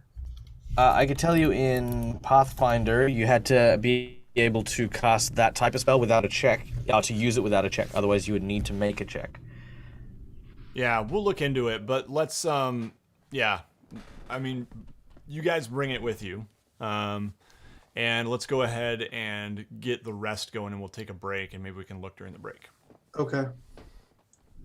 What's the kitty's name, Michael? Oh, no. Okay, so it does say here, a spell scroll bears the word of a single spell written in cipher. If the spell is of your class list, you can read the scroll and cast it as a spell without providing any material components. Otherwise, the scroll is unintelligible. You cast it by reading the spell's normal thing and using it the normal casting time. If the spell is on your class list, but a list of a higher level than normal, you can make an ability check in order to cast it. DC is 10 plus the spell level. On a failed check, the spell disappears from the scroll. Okay. So it looks like probably Nikos, maybe Fizwick. Does Fizwick have Fireball on your list? Oh, no, I don't. Okay, then I'll take it. If you want it, you take it, because I'm always putting oil on stuff, so this works. Yeah, but I can already blow. But the thing is, I can already blow stuff up. So I mean, if you, if you take it, yeah, okay, I'll take it. Okay, just so everyone now knows what's kind of in the mix. The way Leoman's tiny hut works is a 10-foot radius immobile dome of force springs into existence around and above you and remains stationary for the duration, and that'll be 8 hours. The spell ends if you leave its area. 9 creatures of medium size or smaller can fit inside the dome. The spell fails if it includes a larger creature. Creatures and objects within the dome, when you cast a spell, can move through it freely. All other creatures and objects are barred from passing through it. Spells and other magical effects can't extend through the dome or be cast through it. The atmosphere inside the space is comfortable and dry, regardless of the weather outside. Until the spell ends, you can command the interior to become dimly lit or dark. The dome is opaque from the outside of any color you choose, but it is transparent from the inside. Okay. Good. Any questions, guys? We are taking a long rest. All right. We're going to take a long rest, and you guys can go ahead and recuperate your hit points. There is no penalty here on the Island of Solstice like there is for a short rest. So you can take a long rest as normal. And we will be back from a break very shortly. While we're on our break, go check out HeroForge.com. They're our sponsor. They're awesome. Michael, what is the kitty's name? The kitty's name is Mia, and she has kicked off my poor microphone from its thing because she knows that that's the important spot, and that's where she gets pats. Hear her. Michael summoned a familiar. I did. Yes. Very good. All right. Only has 2 eyes this time. Strange creature. We'll be back very shortly. Thanks everyone for hanging out with us. We'll be back in about 5. See ya.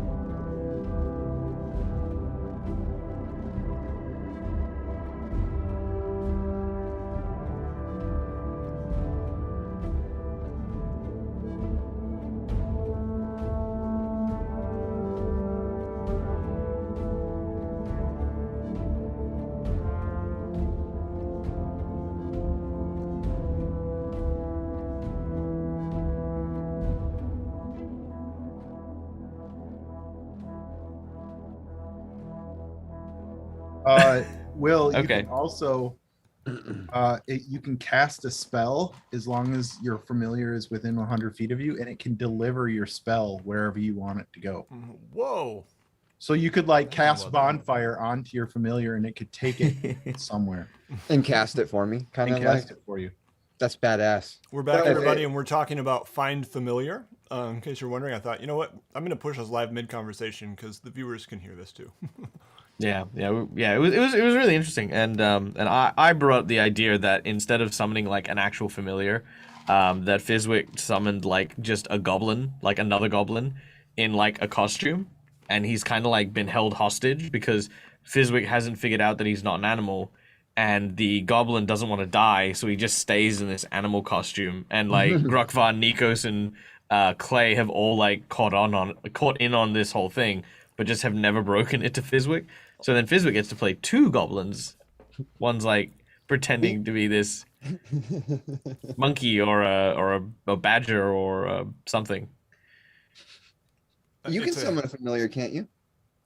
Me? Yeah. No, I'm a sorcerer. I need to take special things. I was a wizard, and I did have a familiar, and his name was Archimedes, and he is no longer with us.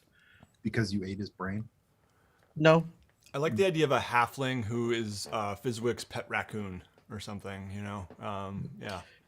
Yeah, keep in mind the brain eating Mario thing in the is yes. The problem Yeah, no, comes the in when Will wants it to do something that, like, no, a halfling or a goblin just it can't actually do that. I'm sorry. Well, I mean, if That's it, where it okay, breaks. let's take a monkey. A monkey's got a climb speed, right? I'd say that in order to emulate that, I would say that this goblin has like pockets filled with like like this like super glue kind of stuff that's like just caked onto his hands, like caramel basically, and just climb speed. Or he just literally can't do it, and Fizwick managed to summon the worst performing familiar. Boots of climbing, aren't there boots? I Like, feel like one of my Familiar walk characters through has that boots of wall, climbing. and it just bonks into the wall Or over and over. couldn't it be like maybe like a demon or something, or like an imp?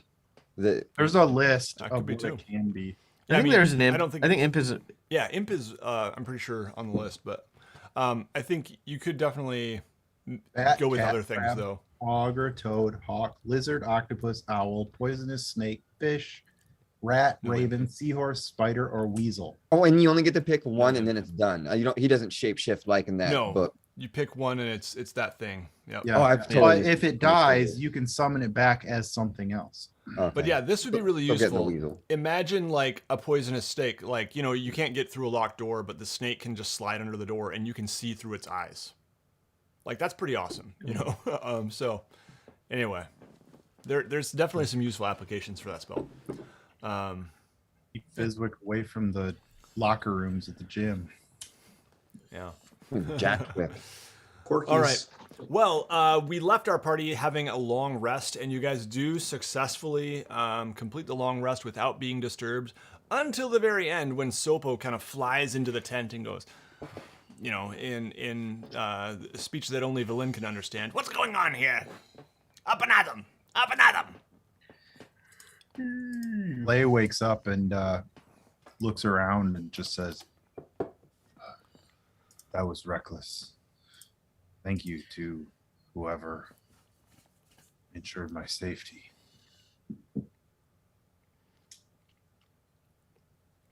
We're glad to have you back, buddy. And he kind of like dusts him off.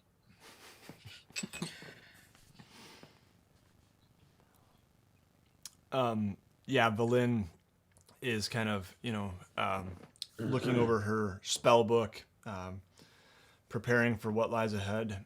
Says, "Shall we be off?" Indeed. I'm ready.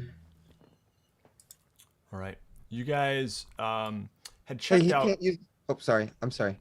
He Okay. can't use that axe as a big, like a can he? That Unfortunately, it is a Defender? giant-sized great axe. So, for a medium creature to use it would just be impossible unless it's like reforged or something like that. oh, okay. Yeah. Carry it for me, and when I get big, you can hand it to me. Hey, Nice. there's I'll that. Here we go. We should just have Valen carry it. You could just slide it across the ice floor. Valin ties a rope to it and just kind of pulls it. She'll just and when Clay turns large, she'll just kind of slide it to him across the ice. You fail every stealth check from now until the end of the campaign. Yeah, that'd be all right. So yeah, probably the axe not super useful, but Ryan, Clay could use it when large. Is there anything like built hard to into carry. it, or is it just like a metal axe? I mean, it is a large wooden handle with a large metal axe head, double-sided. All right.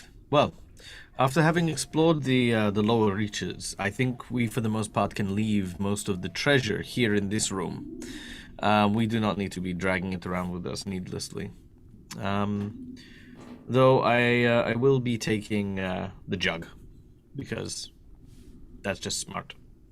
There are two ways that we can proceed from here. We can attempt to try and scale the fortress itself, getting to a higher magnitude. Maybe what is causing all of this, or what we are looking for, is high in the top of the top of the fortress. Alternatively, to the north, there was a stairwell leading down deeper into the areas beneath the mountains. If I were to hide anything myself of value, it would definitely be down, embedded in the rock that makes the island. There's a stairwell heading up too. Drop some armor down. That's there. what I In said. the western room. Cave troll comes out. So there's Yes, no I reason mentioned this. there's no reason to scale the tower if that was what you're That's saying. what I meant by scaling the tower. I did not mean it by... When you climb the stairs, you used to call it I scaling meant the tower? Yes, I meant... It's fine. No, I see what you're saying. I think heading down is the best way to go. That's my vote. Down? Fizwick, what about you? Are there stairs, or is it just a hole in the floor? Yeah, these There's are stairs. actually stairs. Yeah, I know Okay. It looks like stairs, right? It does look like a ladder or something, but they're stairs. Yeah. Yes, there we go down. Villain says, I think this makes sense. Yes, your logic is sound. Very well. Down it is. All right. What I'm going to do here as we leave the armory to head for the stairs leading down is Nikos will use my alchemist jug. Haha, already making use of it. Nice. I'm going to use my alchemist jug, and what I want to do is I want to pop one of the corks leading to the salt water. And I want to pour, let's just say, like 5 gallons of salt water out of the opening, and I want to freeze it so that the door basically melds into just being a wall. Mm-hmm. Yeah, just the door to this storeroom here. Yeah, just the door to the storeroom. So I want to basically disguise this this whole section as if there is no wall. I want to make it like almost like seamless and smooth, and opaque, so that you can't see through it to see the door itself. Yeah, I like it. You managed to do so. And then, thump! I knew this was going to come in handy. So you guys want to head north to the stairs going down, correct? Correct. All right, I am going to reveal a new section of the map. This is on the same Owlbear Rodeo map, not a new one. So let me do my work there. And Is there anything of note in that room at the northernmost end of this floor before we head down there? Or is it just an empty room? Did we check sorry, that just a tiny minute. room? Okay. So the other room to the left is actually had a big table and chairs. It was kind of the dining space, and it's a mess. Yeah, I think we saw that last time. You did, yep. Mm-hmm. Yeah. All right, and this room right here. Sorry, I'm still working on. And of the rooms, we have the armory where we found all the giant supplies. We have where we found the big giant sitting down. The treasure room in that same room that was in a small cupboard. To the north, there was what maybe could have been a pantry or some sort of larder of some kind, also emptied and wrecked.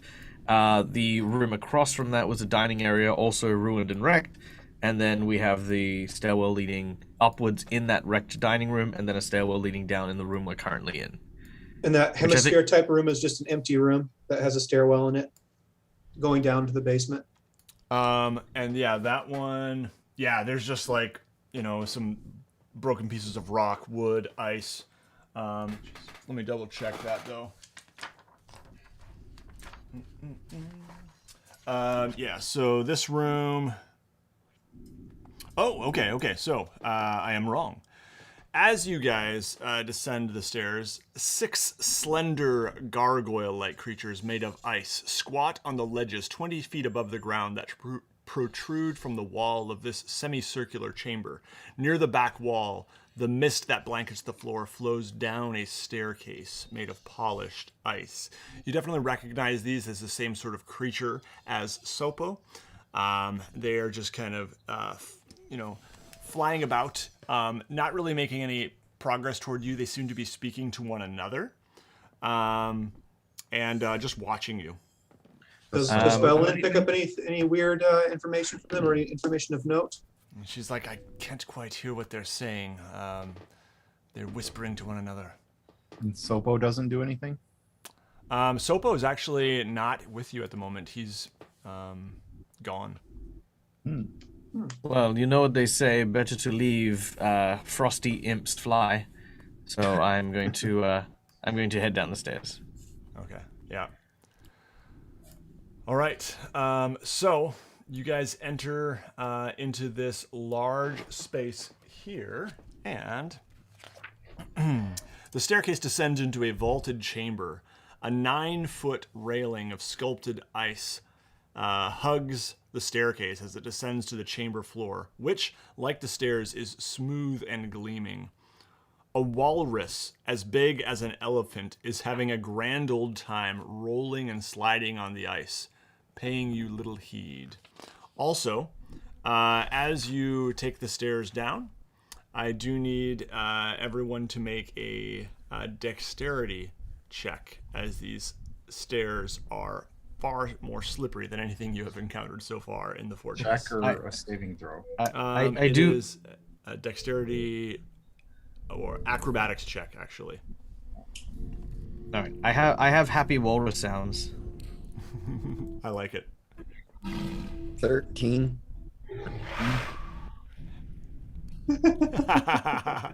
I love it. Amazing. I can just picture them. Yep. All right. All right.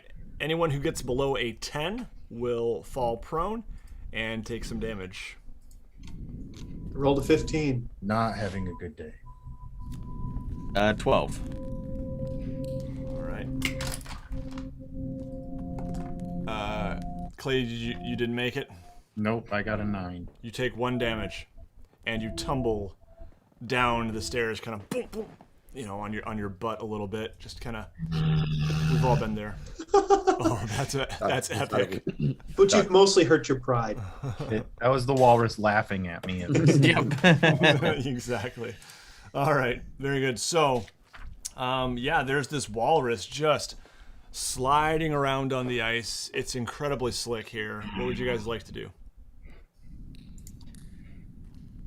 I'm gonna stand up and kind of have like nonchalantly look around, just because that's what you do, right? Mm-hmm.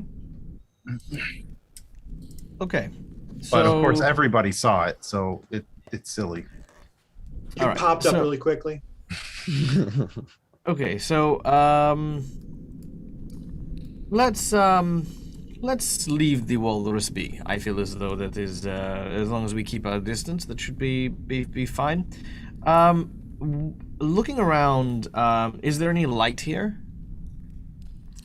No, there it is dark throughout. So yeah, anyone who does not have dark vision is going to have a hard time seeing anything much here.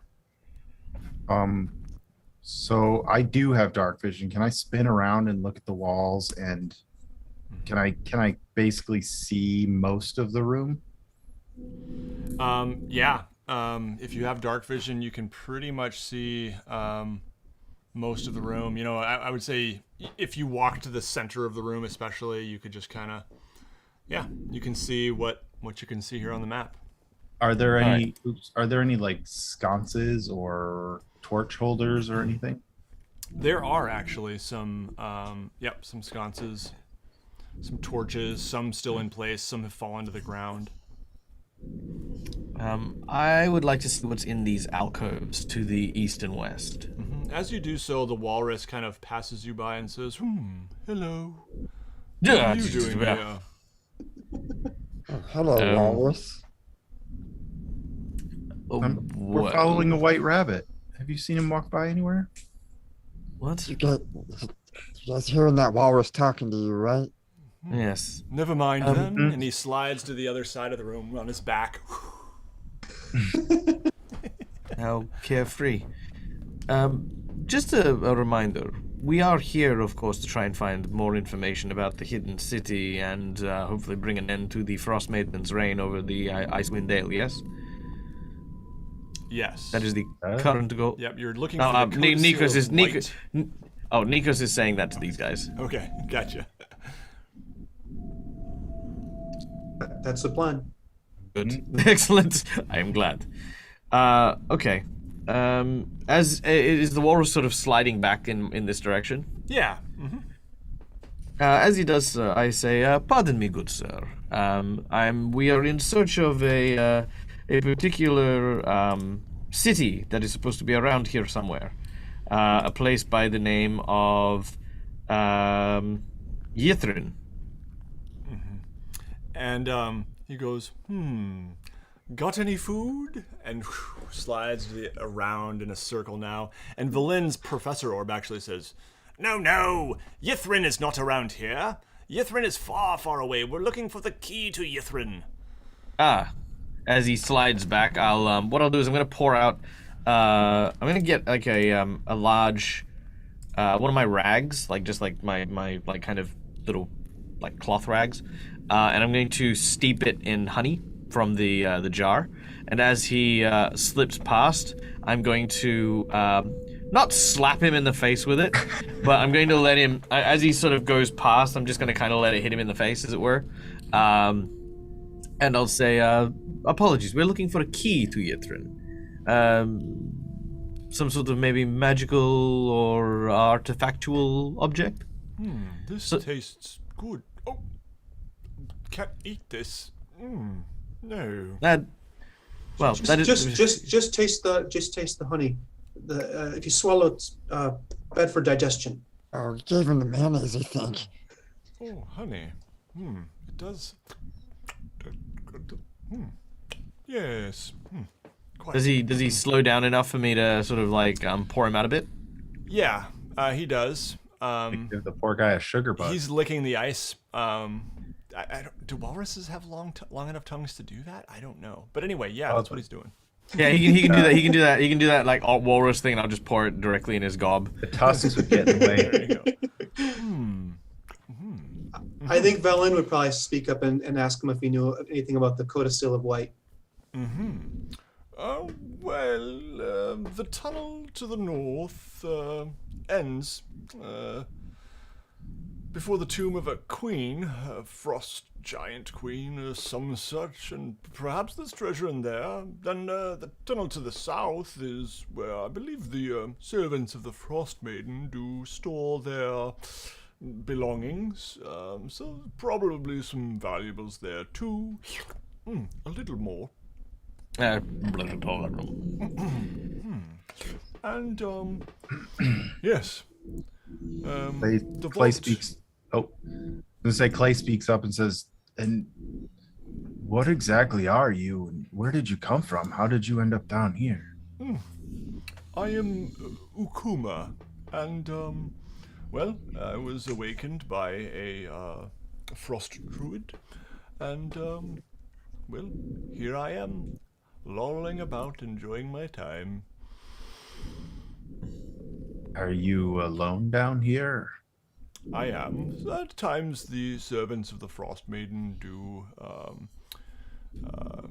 spend some time down here. They've been gone for, I'd say about 3 days now. Frost druids mainly.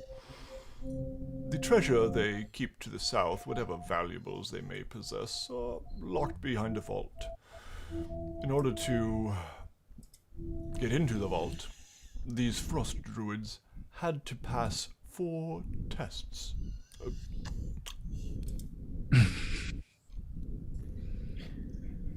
Do those 4 tests have anything to do with any connection with these 4 doors I see at each corner of the room?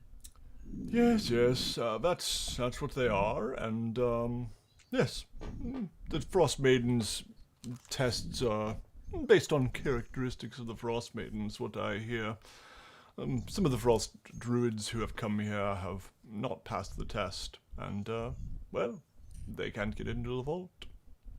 You seem awful free with your information. Have you no allegiance to these beings who summoned you? Well, I like food. Do you have any real food? I hold out a ration. He takes it and not my favorite. Fish would be ideal if you happen across any. How do you feel about cheese? I've never had Gives it. me terrible gas. I withdraw from my pack a half-eaten block of cheese, goat cheese. Peculiar taste, but can't say it's terribly unagreeable. Thank you. Well, thank you for your time and your information. We will allow you to return to your frolicking. Thank you. Be careful. I'll be around if you need anything. All right. Well, from the information that our walrus friend has shared with us, it seems as though there are 2 paths before us. The one leading to where the Frost Maiden's minions are currently doing work, and of course the other where the original owners of this place had venerated some sort of leader. If the Frost Maiden's minions had received the key already, then likely it would be to the south. But I don't suspect it might be the case, as if they had already had the key, then why are they remaining in such a place? I think we should try to the north. Perhaps see if there is any information we can gather before approaching the south. Because I feel as though these trials, these rooms, may have some of that information illuminated through the ancient ruins of the Frost Giants. Walrus said that the companions haven't been around for 3 days. So if they've left, maybe they may have the key already. Just to clarify one thing, the walrus said that some have failed, but the implication there is that some have passed too, the tests. But they've definitely not been around for like 3 days, though, he said, right? Right. And that test gave them access to the vault to the south, passing that test. Also, they might not be the interested in using the Codicil of... Oh, sorry, go ahead. No, it's fine. Yeah, no, yeah. They might just be protecting it. Maybe it's in there. They're just holding on to. Yeah. They're just trying to keep it away from others. To the north, Yeah, you so said it's a what- tomb of a frost giant queen. So Yeah. So I'm what Nikos is basically saying is that inside the tomb may reside some riddles or some answers that may be important to us trying to pass the test. And might be worth checking out just for information before we go and try the trials. Well, I'm all for gathering information. I mean, my last rushing in did not do me any favors. I suppose there might be some connection between the Frost Giant Queen's grave and the tests that the druids must pass. But I suppose that there may also be no connection at all. They may simply be living in... It is better to someone's have and not previous need fortress. than need and not have, dear Grokvar. I'd rather not disturb the Frost Giant's grave if we needn't, as I fear... Well, then don't loot it. Well, that's fair enough. But they may not even want us in there. Listen, I'm fairly sure that when the Frost Giant started swinging its axe around at us, we're already past that point of trying to be polite. Nikos is going to poignantly go to the northern door. I'm actually going to follow. Did Nikos look in the alcoves already, or did Clay or someone look in the alcoves? Oh yeah, the little That was alcoves where to the sides. I did, but yeah, There's I thought nothing in there? that was I thought that was where the walrus was coming from. Yeah, let me double check that here. I believe I pictured that him is just sliding around. that is where some yeah, here we go. Narrow archways to the west and east lead to a pair of small chambers. Frost druids and other worshippers of Aureel use these rooms as sleeping quarters. Yeah, no one is present here at the time. Okay. Fizwick, perhaps it would be a good idea to at least add some light to this room. Fizwick pulls out a tinderbox and torch and lights it up. I think only Valin doesn't have dark vision, correct? I think so, yeah. And he uses his control flame to make it like just significantly brighter. Grokvar We begrudgingly can follows. light the there's torches and stuff along the walls, right? Yeah, you could put some ensconces there. Okay, so Yeah. Grokvar is following If there's- begrudgingly. Yeah. If there's torches, he just does a little twinkle at each torch and just kind of just lights this place up to the point where you can just, as you look around, there's a new found beauty as there's just twinkling amongst the frost and just on that special moment, just almost at sunset, just Turned it everywhere. into a Disney ice castle. There you go. I love it. Yeah, the torchlight catches on and casts new light, creates new shadows in some runes carved above the door. Can Fizwick change the color of it? Sure. Fizwick kind of just focuses and notices that everybody's kind of just staring at this sight, and he just starts changing the color, and you can see above the torch there's actually like a dragon circling around, and he's just kind of making some of the scenes that we've gone through over this time replicated, our fights, our adventures and stuff. You can see as the colors just change and shift and the scenes shift. Yeah, And I then love it it. just kind of calms back down to the normal green flame. He's gonna use a green, kind of a green hue. All right. So the passageway leads to an anvil-shaped room with a door set into the far wall. Flanking the door are bas-reliefs of two female frost giants holding great axes. So just kind of carved there, somewhat three-dimensional out of the... Like where Valin is standing, or right next to the door? Right next to the doors, on either side of the doors. And there are runes carved into the door's surface. Nikos is it in would be giant? able to read them. Yes, they're in the dwarvish script, but written in giant. So again, Grokvar would probably recognize some of the script, but not necessarily be able to read it. It says, "In ice and blood our folk are born. To our great queen we raise our horn. We'll fight and plunder in the morn. To Vasaviken we are sworn." Who's Vasaviken?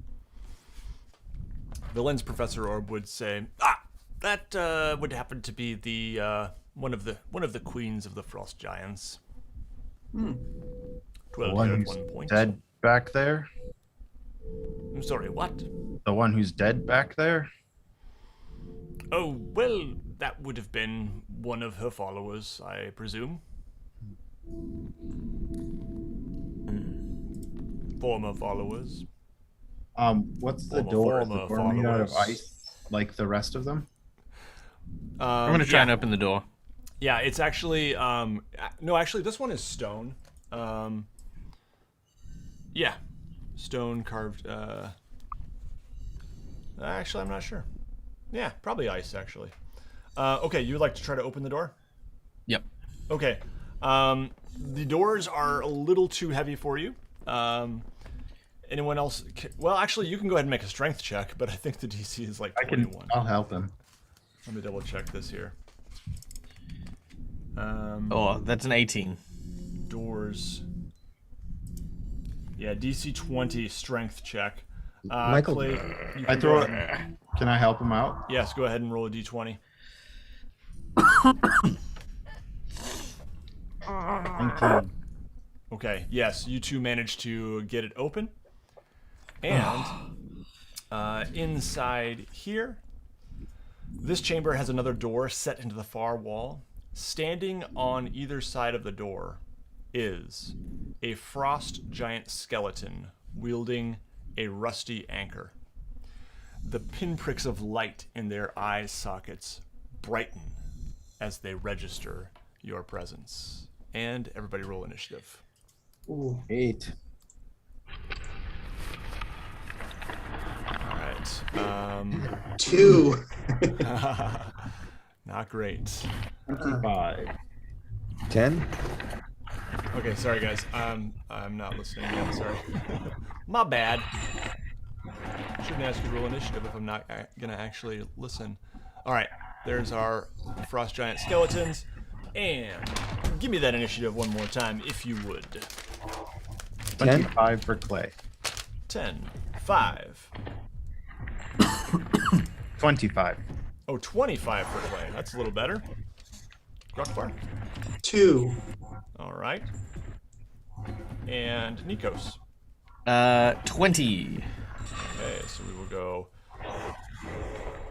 Clay.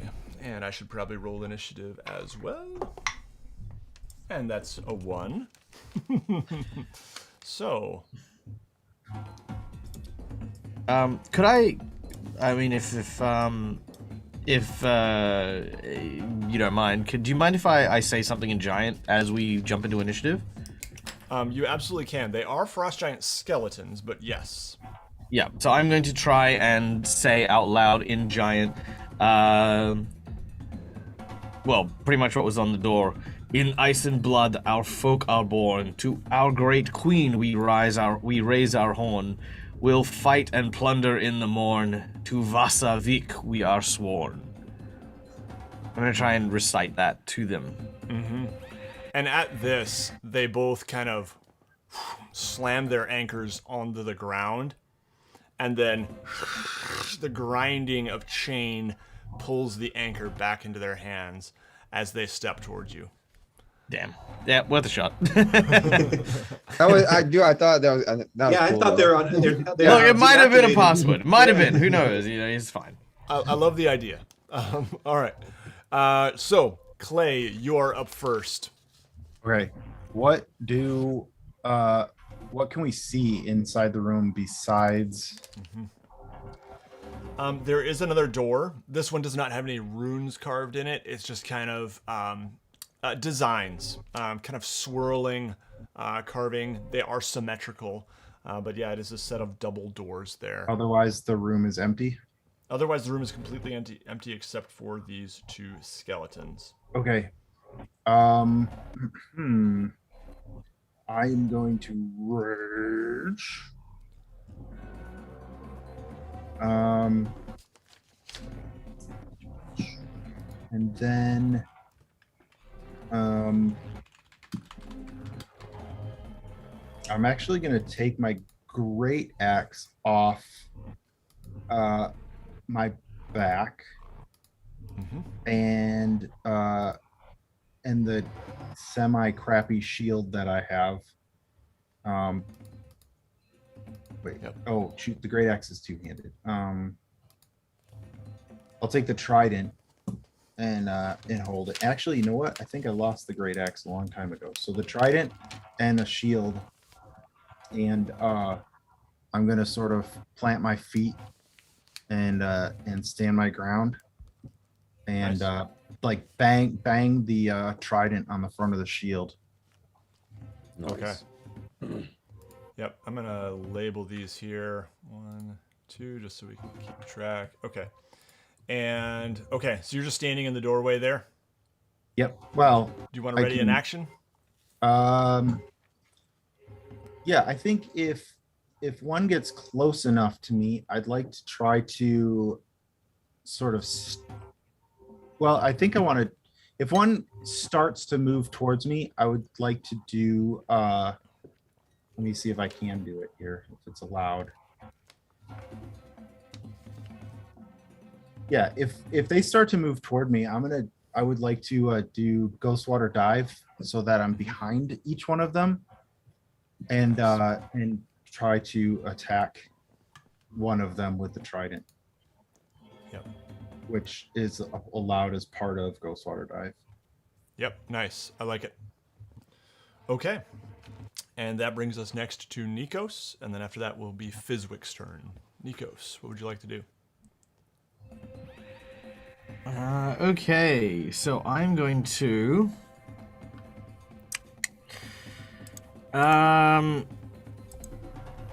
I mean, I don't see why I wouldn't use this at this point.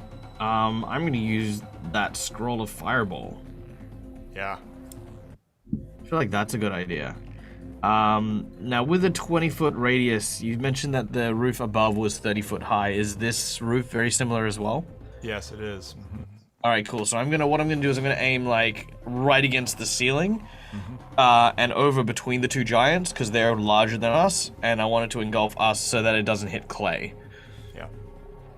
So I'm going to unfurl the scroll and Chemtor Fultad Inferium as I stretch my arm up, launching this bead of glowing yellow light that then erupts in a 20-foot area. They both need to make dexterity saving throws. Okay. All right, we've got a... 6 and 8. No. Okay. Okay. Now, what caster level is the scroll? I didn't know what. You know, I think isn't Fireball like a level 4 or 5 spell? Fireball 5. It's a level 3 spell. Level 3. Okay. Yep. So, go ahead and roll that damage, and then Fizwick, Okay. you're up next. Wow. Oh, Mario, thanks for the comment. My volume is still quite low, apparently. Turn it up. That's fine for me. Mm-hmm. Yeah, it's probably just my OBS, which you guys can't hear. Oh, All right, so that is 44 points of damage. 44 points of damage. Awesome. All right, so Fire both of them damage will if it take- makes a each? difference. Yeah, to both. To both. Yeah. To each. Yeah. Oh, smokes. That's great. nice. Okay. All right. Yeah. So this fire just kind of up at the ceiling. Bits of ice start to melt, and water is now like visibly running down onto the floor, freezing on the floor as these frost giant skeletons are engulfed in flame for a moment. And Do any of the like hanging ice structures fall on them?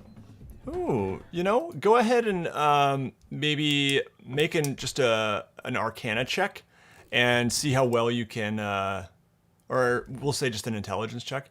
See if you can shape that into happening as well a little bit. Does it burn their beards off? Yeah, their beards are just gone. 18 on my Stumps. intelligence. All right, 18.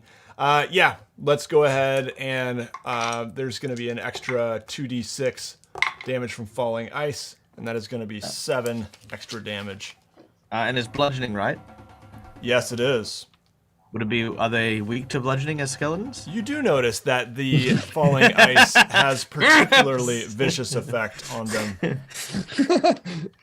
I remember this from the time that I flew through one of these creatures gonna as say, a giant whale. I feel the noticed power it of was the- particularly effective. I felt the I feel power like of we the could orc keep in that going, attack. and they're frozen, right? So they're Yeah. What else do we Yeah. got? The melting ice is refreezing on them, and no, okay, yeah. and they've been waiting a long time. They're just bored. They don't want to do this. Disadvantage on everything from boredom. All right. So, after Nikos' very effective turn, it is now Fizwick. Fizwick's just gonna shoot number 1 there, Mm-hmm. and he's not hitting your. Oh, he ain't gonna hit it. 9. Nope, that does not hit. Now, you could actually hide as a bonus action if you would like to, and then you would get advantage. But On the next turn, right? no, on this one, you could have like said, "I'm going to hide first if you want." Oh, I thought I had to say it on the last turn, but we'll just go with what I No, did. you can I guess. hide first and then attack. Oh, you can. Okay. Yeah, you can use that bonus action. You can actually choose to use your bonus action first on any turn. Oh, Yeah. okay. Okay. But yeah, do you want to try that or no? I mean, isn't that? I'm okay with what should retconning I it if do? you want to. Yeah, let's let retcon it. Okay, yeah. So you can just kind of like hide maybe in the little like one of these little alcoves where Velen is here, and just kind of like let's go ahead and make your stealth roll there.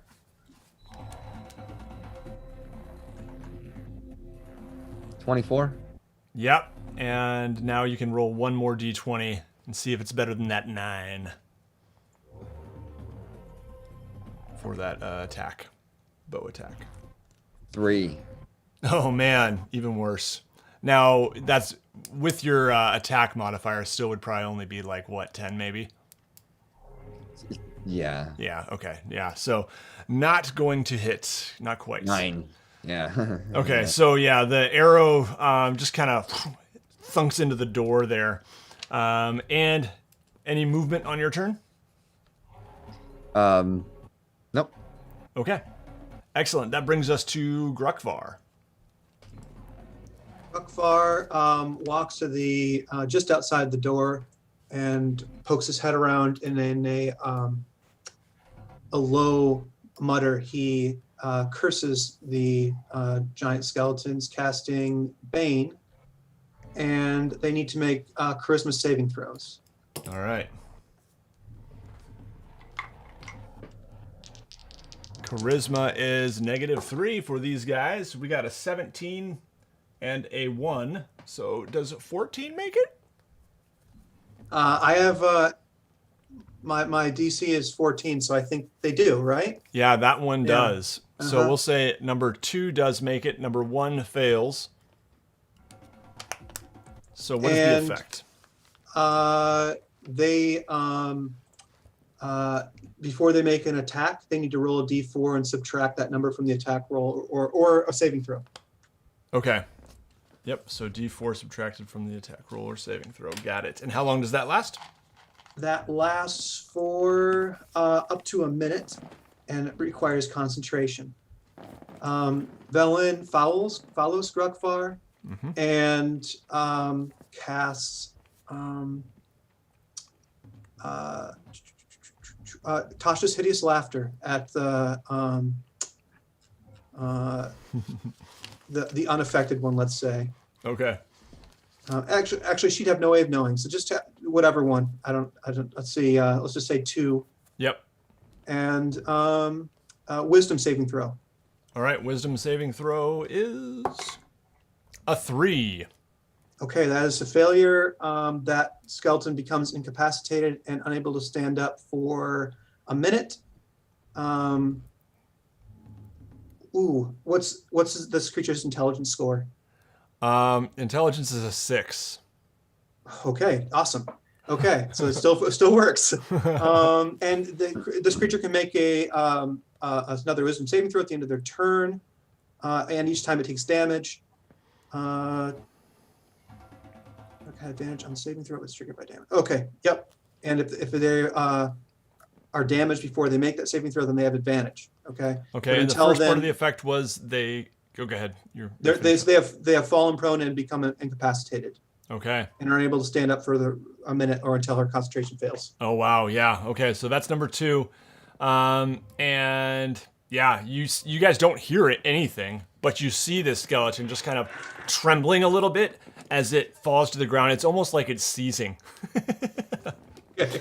All right, and that brings us to the skeleton's turn. So it will try to make a wisdom saving throw on its turn, number 2. Probably better for us that he doesn't have any vocal cords, right? That's a 5. Yeah, you wouldn't want to hear this. That would be terrible.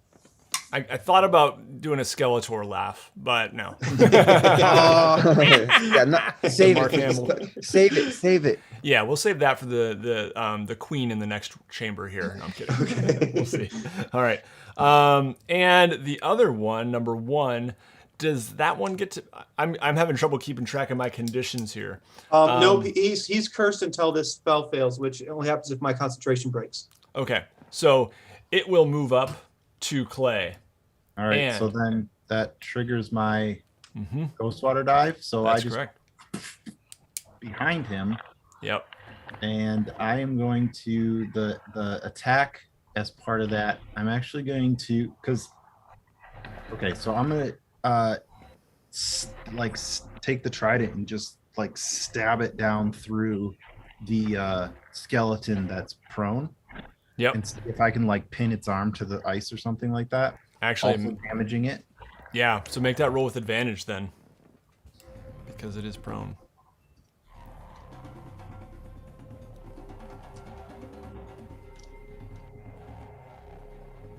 15 both times. That hits. Okay. So then that is 8 piercing damage plus 2, so 10. Okay. Nice. And, All right. Yeah, it's looking in rough shape. So did I pin Yeah, we'll say yep. You have pinned it. at least part of it? All right. Yep. Yep. All right. And number one kind of turns around as you have, and it is going to take a swing at you with its 2 swings at you with its great axe. First one is a 21 to hit. Second one is an 18 to hit. Well, And if he's cursed, did you remove the? Oh, yep. I got it. Okay, so the 18 will actually be a 14. okay. So that one doesn't hit. The other one does. Okay. Uh, Now, Alex, would that apply to both of its attacks, probably? Mm-hmm. Okay, what did I say for the first one? 21. 21. Does a 17 hit? No. Oh, I'm sorry. I have to roll a d4, though. No, hold on. Yeah. Mm-hmm. Yep, okay.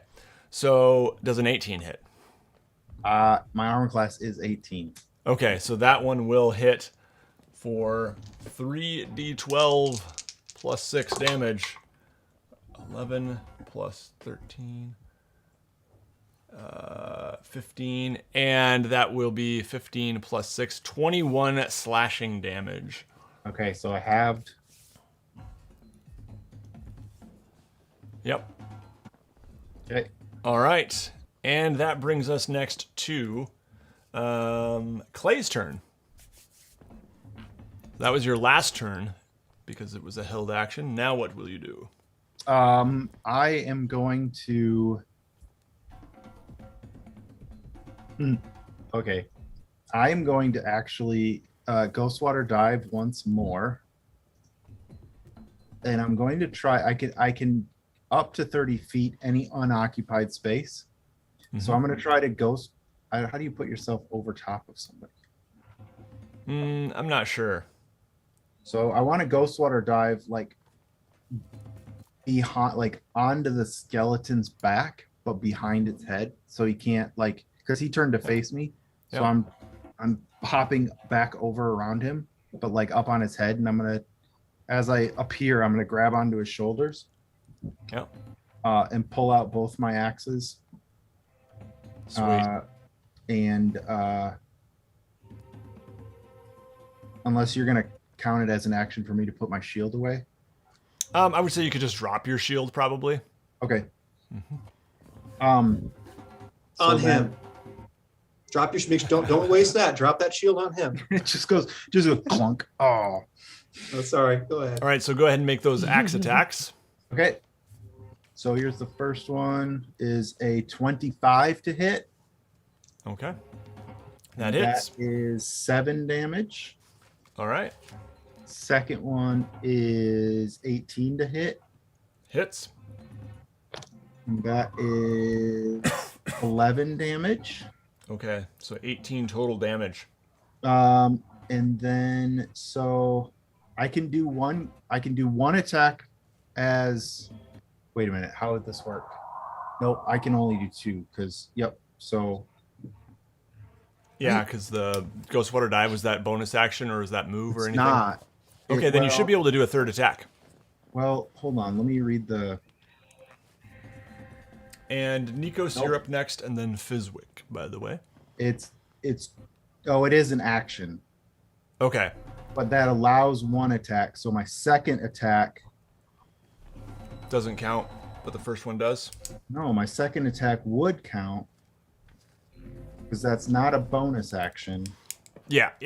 So Okay, action, so I do get with one the more. attack, then the bonus action is an extra attack. Yep. So 2 total. 19. No. I'm allowed one attack as part of Ghostwater Dive. Then my second attack would be my 2-weapon fighting attack. So I'd still get 3 total. Okay. Sure. So 19 to hit. So here's the thing. Actually, when you take the attack action, that is when you can make 3 attacks. You have not taken the attack action. You have taken Ghost Water Dive as your action. And then I'm allowed to make an attack after my Ghost Water Dive. Oh, okay. So Ghost Water Dive, and then you make the attack action? Is Ghost Water Dive It movement? says teleport 30 feet up to 30. That's bad. Teleport up to 30 feet to an unoccupied space you can see. Before or after teleporting, you can make 1 attack as part of your action. Moving in this way does not... Okay, so I guess... I think it's still just 1, because it doesn't say then you can also take the attack action. Okay, It's so just those 2 then. Yep. Okay. Right. Yep.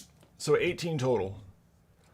All right. Very And good. I am sitting on his shoulders. Nice. So yeah, you appeared like in the sky above him. Basically, it was just like a. Whoosh, Yep. okay, and then yeah, just drop onto him and boom, boom. I love it. Yep. All right, very good. Next up, we have Nikos, then Fizwick. By the time we're done with this campaign, I'll have my attacks figured out. I promise. It's all good. It is confusing. Promises. Okay. All right. So, how put together do these 2 guys look? They're looking in pretty rough shape.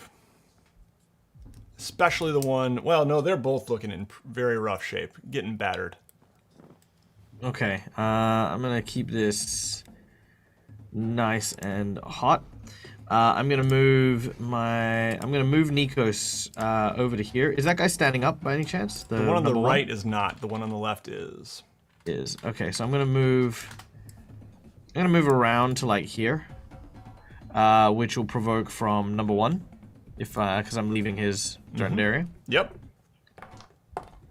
That is a 19 plus 7. It's definitely gonna hit.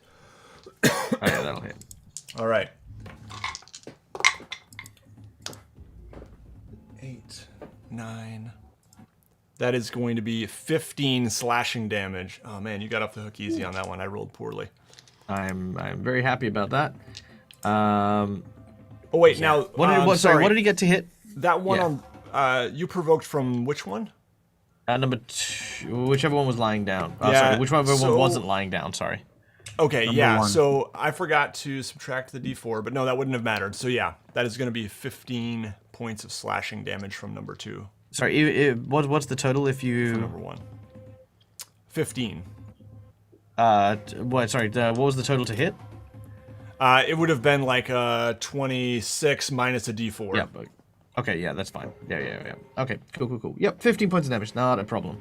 I'm then going to use Asganar's Scorcher in a 30-foot line, creating a flaming tornado out of my hand in like a singular torrent of fire that will burn between the 2 of them and hit the wall behind the one at the back there. Okay, now Clay is on one of their shoulders. I'm going to try and aim like... Aim lower. Is he... Yeah, I'm going to try and aim lower. Okay, yep, let's go with that. Clay's gonna be right in the Clay, I'm fire. probably going to have make a dexterity saving throw to see how this How goes. tall are these things? Ooh, I think we figured they're about 20 feet, if I remember correctly. But he's laying down, Clay, isn't he? The one that 15, you're on his 20, shoulders, or is that the Oh. one that? Number 1, he's standing up. Oh, okay, I see. Yeah. Sorry. Yeah, number 1. All right, so how does that spell work? Go ahead. You Okay, do it. so Asganar's Scorcher is a 30-foot roaring line, which is 5 foot wide, emanating from the inner direction I choose. All creatures in that line must make a dexterity saving throw or take damage. Now, I'm going to cast this as a higher level spell. I'm going to cast this as a... I'll leave it as this level spell, so it's a level 2 spell. Okay, number 2 will definitely fail. Number 1 also fails. All right, So- nice. That is 17 damage. 17 damage. Nice. Okay. Yeah, they're looking Many in fiery real rough shape here. And Clay, go ahead and make a dexterity saving throw. to see. Or actually, you know what? It doesn't knock them prone or anything, does it, Michael? No. It's just this torrent of fire that just hits them. All right, Clay, I'm just going to have you make maybe like a strength check to see how well you can hold on without dangling your legs into the flames. A check? Yeah. An 8. Wait a Okay. minute.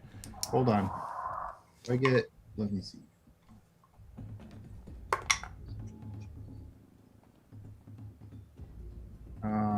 When you said hold on, I did have you roll advantage again? on strength checks. Okay, yeah, do it again. That's not better. Well, it is better. It's a 9. Okay. I'm going to say you take 3 fire damage, just unable to kind of tuck up enough to avoid it. And that is Nikos' turn. Anything else, Nikos? Nope, I'm all good. All right, Fizwick, you're up. You see these frost giant skeletons just getting absolutely shellacked in the room ahead of you. What would you like to do? Fizwick spins an arrow out of his quiver and roll 25 to hit. That hits. Which one are you going for? 2. Okay. Yeah. And you actually get to roll with advantage, so go ahead and roll again to make sure you don't get a crit. It is... Oh, actually, no. I'm sorry. Ranged attacks, I forgot. You would get disadvantage, so you might want to go for number 1. 1. Okay. Yeah, because he's not prone. Ranged attacks get disadvantage, I think, when they're prone.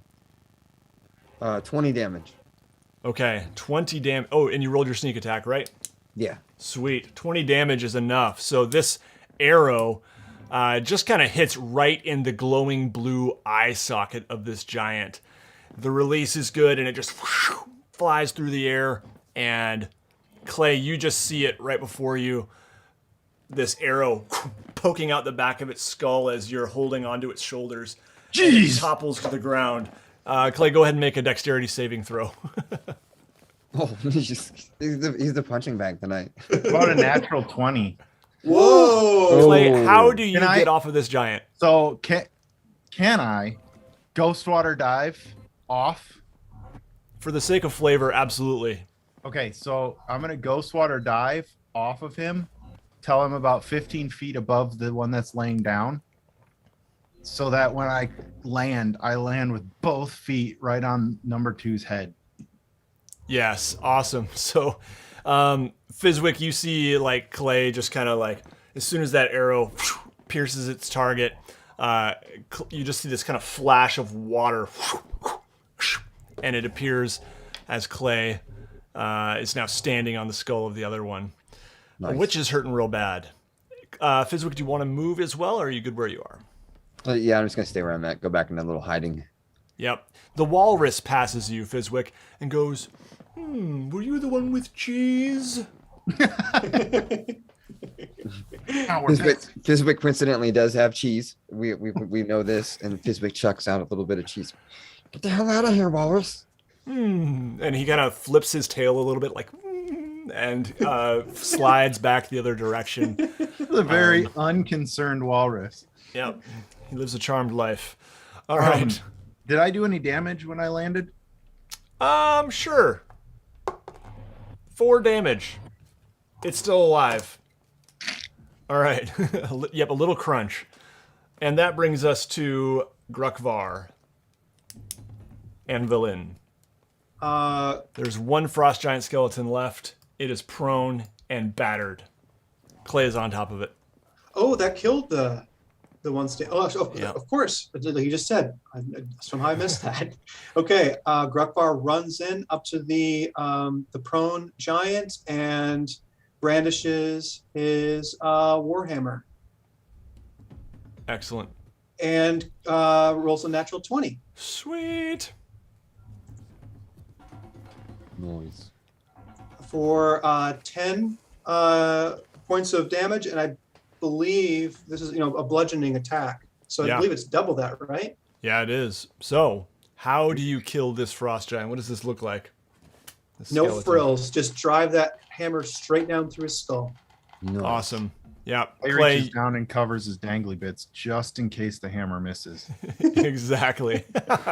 Clay just kind of like makes himself a little bit small as the hammer comes crashing down, and you see the remains of the bone. There's a blue flicker where the eye sockets were, and then dead.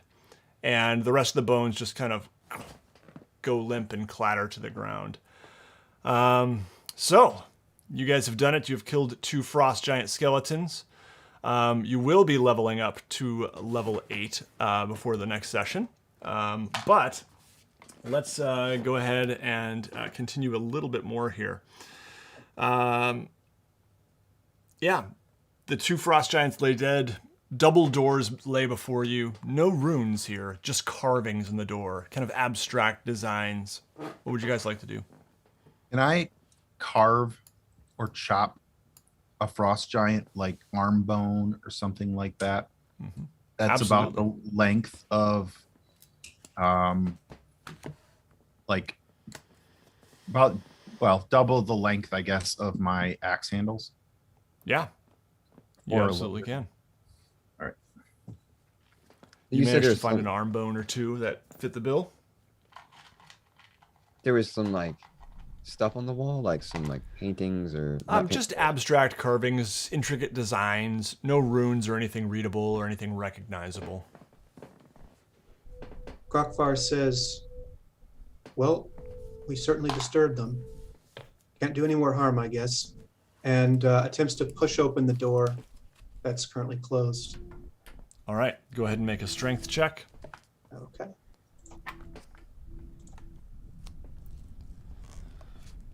$17. Not quite enough. Anyone want to help? Yeah, I'll go and help. All right. Maybe not. 9. Okay. Fizwick cracks his knuckles. Watch this. Yeah, Fizwick starts to push, and his little feet just kind of on the ice, but it immediately just kind of like opens as soon as he adds his meager weight to the door. So you guys made it harder. You just pushed it in tougher. He's a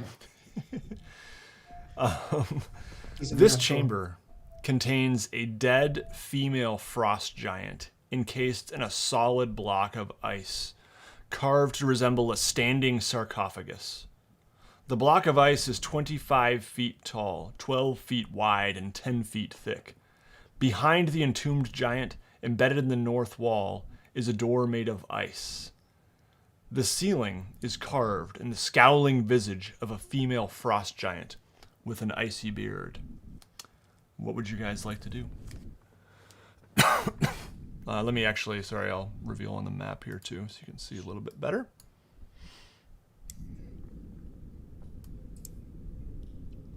Oh, I can't quite get high enough. Come on. There we go.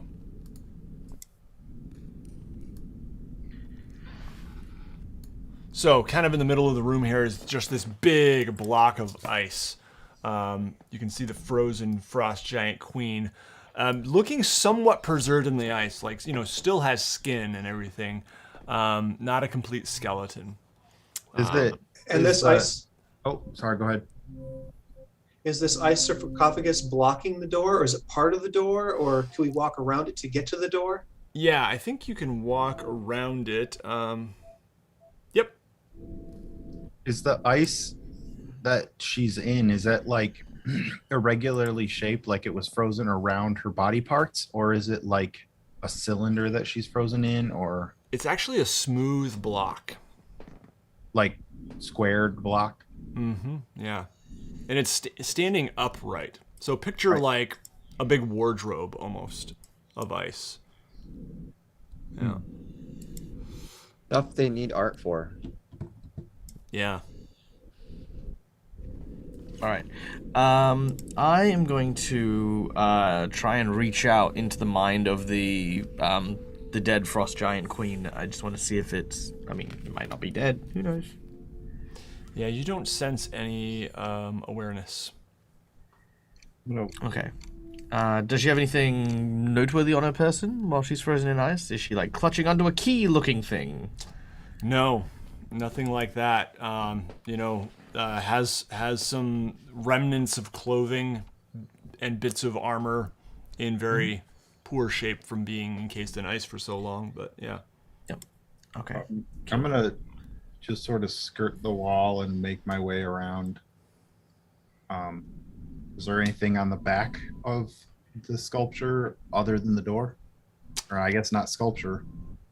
Yeah, Person. no, nothing else. It's pretty plain and unadorned. Okay. And the door is made out of gold? Let's see. Behind the entombed giant embedded in the north wall is a door made of ice. Ice. The ceiling Where did I is get not transparent, though. The ceiling is carved in the scowling visage of a male frost giant with an icy beard. Grokvar heads to the north door and attempts to open it. Okay. Yeah, go ahead and make that strength check. Anyone want to help him? I will help again.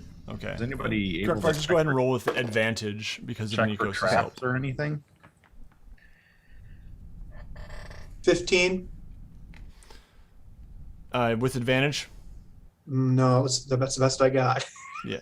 I All right. can help. Yeah, you guys. I mean, I guess we don't need to keep rolling. If four You know of the you score will at this push point. until we call it taking a 20. Given long enough, you're going to be able to open this door. I don't know, we mine also, wasn't very good. before we open that, can we also, because Ryan pointed something out, can we check this for traps? And I should technically be doing this from time to time, but that gets repetitive when you have like 10 doors in front of you. Yeah.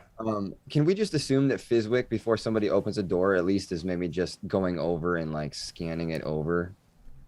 Yeah, I mean, I Before- think Without having to like be like, I tame an animal. I tame an animal. Well, you can just I say would like you to tell me when you want to do it. So, but on this one, absolutely, I think you could. Okay. We could retcon that. Yep. Yeah. So yeah, go ahead and make an investigation check, Fizwick. And don't worry, you'll get an instinct for it. It's like, oh, I got a bad feeling about that door. You mean the one in the That's the bad kind of sarcophagus room of the giant frost? Yeah, yeah, that's the perfect time. That's that's your rogue instincts going in, going, I should check that for traps. Fizwick, what'd you get? 4. Oh. Okay. Yeah, you don't find anything noteworthy. It seems like all the other doors. It seems like all the other doors. Oh boy. Okay. All right. So you guys push it open. Yeah, I committed to it. I guess yeah. I gotta do it. Apparently so. All right. Let's see. Wait a second. That's intelligence. Why would I be checking for traps? I You're thought that was rogue. defeat No, I power. I think it some should rogue be skills. actually technically a perception check. I don't remember. Do you guys know? Investigation. I It's thought. it'd be a perception check to Okay. search for traps, but Yeah. investigation would probably be like if there's like a particular perception. like okay, so going with this. If there was a trap on the door, it would be a perception check. If the door was locked, it would be a perception check. But if the locking or trapping mechanism were then concealed or in some way obfuscated from the door, then you would make an investigation check to realize that, hey, this panel slips away and beneath it is actually a trap that's going to go off. And then perception check to try and figure out how to disable the trap or, you know, whatever. Yeah. Yeah, investigation trap is more like when you're looking for something. So I think generally we would use perception. But anyway, your roll was low enough that I don't think it would have made a difference. Right. Yeah. Yeah. So the door slides open. And yeah, this one is harder. It takes all 4 of you pushing quite hard to open it.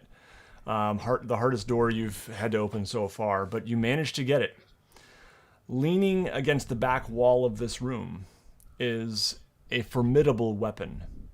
A giant-sized great axe. Its steel head resting on the icy floor. And there is the room. The head of the axe is made of ice. Mm-hmm. Wow. Is there No, anything it's embedded in it? steelhead. Sorry, steelhead sorry. resting on the icy floor. I see. Yep. I see. Again, is there anything special other than the fact that it's large that we can see? Yeah, it does look quite, intricately designed. The blade itself has very regal looking carvings into the metal. I want to touch the steel just to see if there's any kind of cold emanation coming from it.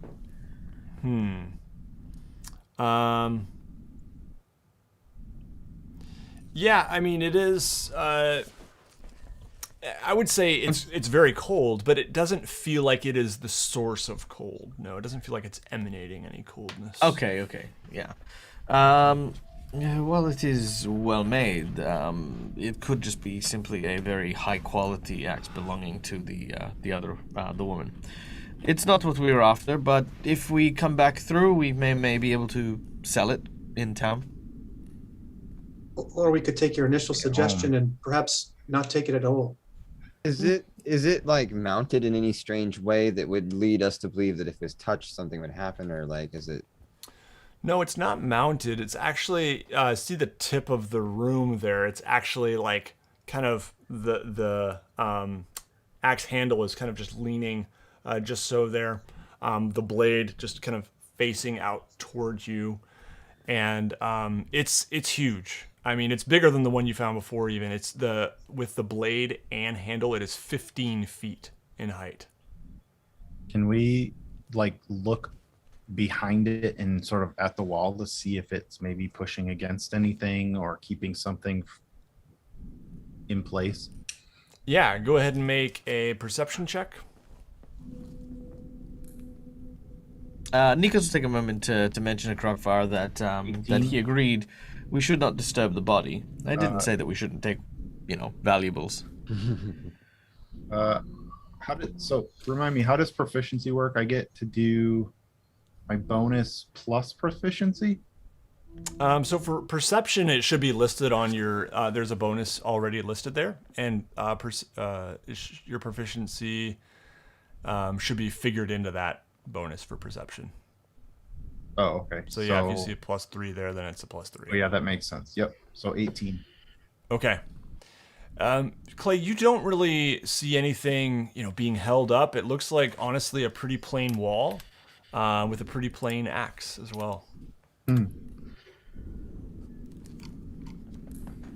right, let's take Nikos' suggestion. We'll check back in later and perhaps reassess. All right.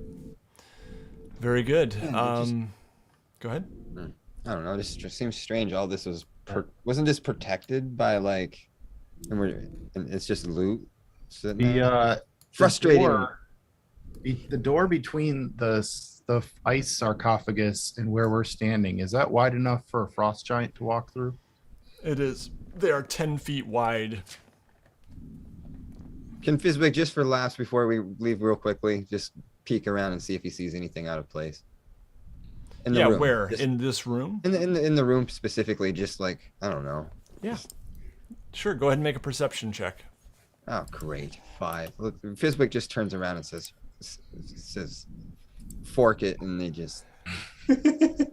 Pretty room. Yeah.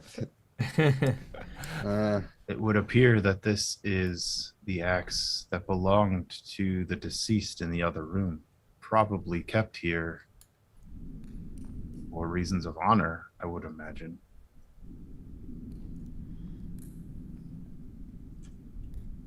And Fizwick just All right. follows. So you guys have explored this northern chamber. You don't see any doors or anything else. What would you like to do next?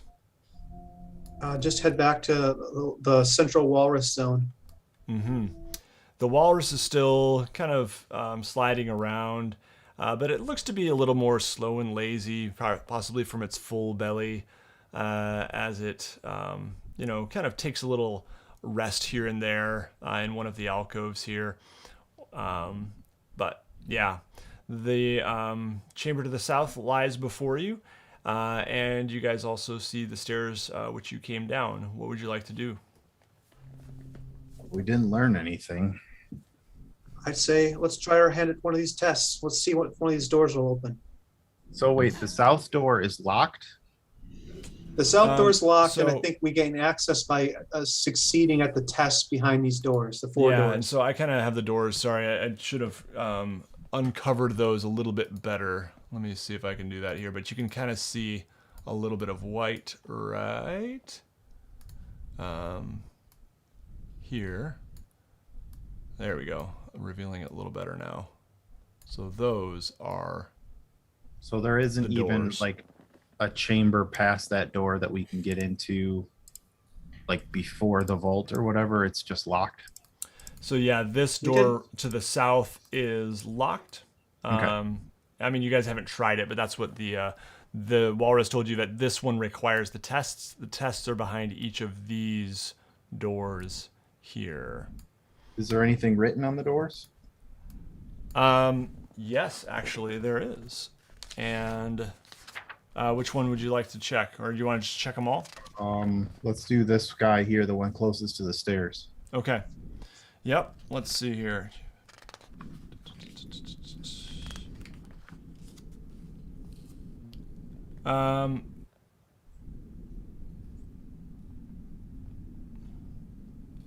No, I'm sorry. I'm wrong. There is nothing carved in this door.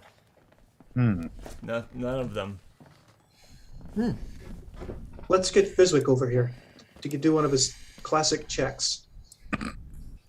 They all It's a look door. identical, very plain, unadorned. But they're smaller than the ones we've gone through before, or the same size, roughly. They're about the same size. Yeah, about the same size. Made of ice. Made of stone and ice, kind of. Yeah, you can't really tell. I'm going to open the door. Okay. I look at Fizwick as I do, and I'll say, we already know the cultists have been moving in and out. If there are any traps, I'm fairly sure we're safe. This is why I Famous didn't last wanna do words. this. This is why I didn't want to mention this, because I was like, man, because now every fucking door that comes up, I'm really. Yeah, I know. I'm helping you. I'm helping you out. without Will. me even saying anything. But that actually Yeah, is see, a good point. I got you back. I got you back, Will. If they're meant Yeah. to be gone in and out of for the test, they're probably not booby trapped. I walk in. Oh yeah, I- I doubt they are booby trapped. I'm just saying this is why I. Because I mean, otherwise, yeah, some then people everyone's gonna say, understand "Hey, exactly who tripped what for I'm- traps? Yeah. What's this? Is this a trap? I'm gonna- Is this where's a trap? that walrus? Here's a fruit. Is it a trap?" Walrus, I'm gonna ride. Fizwick wants to tame the walrus. All right. I was Fizwick. just giving you a chance. I was just giving you a chance for a zinger of a roll, a real good one. I was gonna just blow our minds. All right. Yeah, here we go, I'm much guys. more interested in what's in there. The walls of this oddly shaped room are etched with elaborate panoramas of winter scenes. Set into the back wall is a door inscribed with a large snowflake. A single word is carved into the lintel above it. And this one here Belloc. is, well, you can't quite read it. Damn it. It's broken, but you can make out the words D-U-R-A-N-C-E.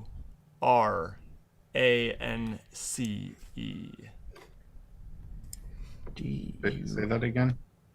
D-U-R-A-N-C-E. Like endurance.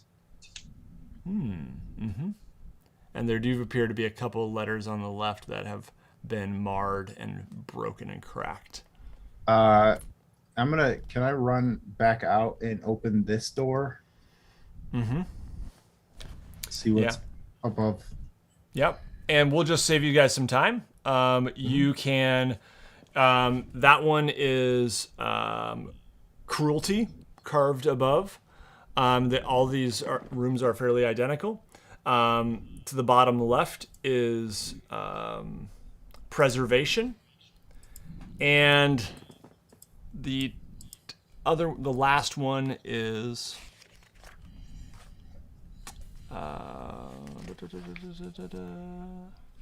I'm missing one. We got cruelty. Cruelty, endurance. Yes. Isolation. There we go. Isolation. Those are the 4 tests. Okay. So, And we will end as soon as you guys pick a door. Do we have to all pick the same door? You don't necessarily. All right. You know what? I think for. Well, here's the thing. Number one, I presume that we can't take these trials all by. And Nikos is saying this, by the way, that we can't take these trials all simultaneously. So I think the best way to go about it is to see if we can do one of these trials each and see what happens. Yeah, I think there we might should be one person, right, that's best suited for it. Exactly. Yeah, exactly. So in terms of endurance, I think Clay should open up the endurance door. In terms of I was thinking for isolation. Well, I was thinking isolation would probably be better for Grukvar. Okay. Mostly because you, as someone who is, who stands tall when you're angry, aka when you have damage because you're raging, you should probably take endurance. Isolation for Grukvar. Preservation for Fizwick, and maybe cruelty for Nikos. Because if we have to like kill puppies, Nikos has no issues. Does it matter who opens the door though? Like, or do we just get in there? Yeah, what happens Well, if we all get I'll like just- 1/4 And of if the we ability to each open? succeed at one, will we still not be able to get through that locked door because you need to basically have, made your way through what if all we- 4 tests? Well, I mean, it could be that once all 4 tasks are complete, that then does something. Yeah, I'll but just speak as the a, walrus said specifically we have to pass the tests, like all 4 of them. If you don't, you can't. Well, we I'm don't gonna know. interrupt you guys We can't here. assume. I'm gonna just give you a little bit of meta perspective, just for the sake of gameplay not being awful and no fun. Some of these tests are quite involved, and it would be real like bummer for the party for the sake of the game. Like one of you would get to play a game session. They probably won't last a full game session, but you know what I mean. Oh, so they like last a few, like each of these trials last a few hours. They Okay, last okay. a Oh, okay. while. Okay. Potentially. Now, some of them could be really quick, but I would just say from a DM meta perspective, they are designed so that the whole party will go on. Okay, cool. It's like, yeah, okay, because that was my only concern was like, like usually it's like, come and drink from the waters, blah blah blah, and it's just one guy who does The it. golden child Yeah, okay. test here. Cool. Yeah. All right. So if we sorry get to get too meta, but no, that's fine. That's perfect. So if that's the case, in that we're all case, here now. Nikos will shift gears and say, well, I don't see a sign saying we have to do these one at a time. So let's all pick one and do which one. We're here I now. say- We might as well go for endurance. Endurance. Yep. Okay. Okay. However, I know this sounds terrible, and I want to just get everyone as players' thoughts on this. Endurance makes sense, right? But if your character is not good at endurance, is there any benefit to not going? If that makes sense. Is there any benefit to, say, Nikos, who's not really that good at endurance, staying outside? Like, Michael, the player, have no issue with having Nikos take a spectator seat until we get through that. But how do we feel about that as a group? Is that something that we want to do, or do we just want to go I'd all say in? because we have all other choices to make, we all go through it on the first one, and then we at least know, hey, this is how this game is played. I mean, like if it's if it's like a worthiness thing for the thing to open, wouldn't we all have to do each one so that we can all get in? Yeah. But what if my point is like what happens when we fail, or if one of us fails as the whole group goes through? Do you know what I mean? Like that one person could end up being a liability. I vote we just all. But go through the I agree with first Fizwick. We're not going to know until we go in, and we should all go in the first one and figure that out. So yeah, okay, I'll Probably best cool. to do the one called endurance first instead of after all of after other ones. one. That's That's no logical. team left. Grukvar volunteers logical. to walk in first if you'd rather come in the room but not stand in front of whatever exactly is Watch, going we're to be going in to be there. looking way too deep into these names. Well, I've got another question for Nate, just to drag this out even longer for no reason. So if we get to if we get to level up, are we leveled up quote unquote at this stage? Yeah, I mean, we're going to end soon, and I'll let you level up before next session, so you'll face the test in leveled up form. So- you will not so have more hit points or spell slots, but Well, you actually, will So I was thinking about taking the Inspiring Leader feat, which means that I can talk to these guys for 10 minutes and give them 13 temporary hit points. Yeah. Cool. Cool. If I could do that before at this point, this is what Nikos is doing right now. Yeah, like Nikos this is why he's leveling taking up. the time. Yep. Yeah, he's basically turning around and being like 10 minutes of like, we're not going to die. We're all going to do this. We're going to face it together. And if you don't, I'll eat all of you. That sounds like a win-win for you. Okay. Yeah. That's the most motivational thing. Okay. I've ever So heard, everyone, man. go ahead and take 13 temporary hit points. Man. All right. Excellent. And as you open it up, let's see. I feel great. You're surrounded. Okay, so yeah, you walk into the door. There's a single word carved into the back wall. Durance is basically what it says. And you find yourselves in thick, heavy snow. Your surroundings vanish in this flurry of snow and ice. When your vision clears, you find yourself in a raging snowstorm, standing at the edge of a Ragged Glacier tribe's camp, in the process of being dismantled. This nomadic tribe works feverishly to tear down their tents and pack them onto dog sleds. A few of them spot you and brandish their weapons. A tall figure stands out among them and calls out, "We shall not lie down and die for your pleasure, emissaries of Auril. Begone, vultures!" The wind and snow blow around you. The camp fades in and out. And that is where we will end the session.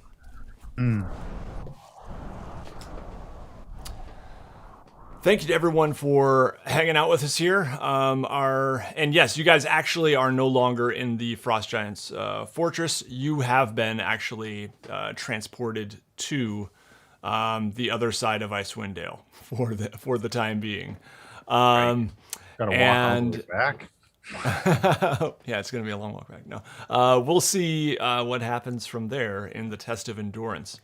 I do want to thank our sponsor once again, Hero Forge. Check them out at heroforge.com. They're awesome.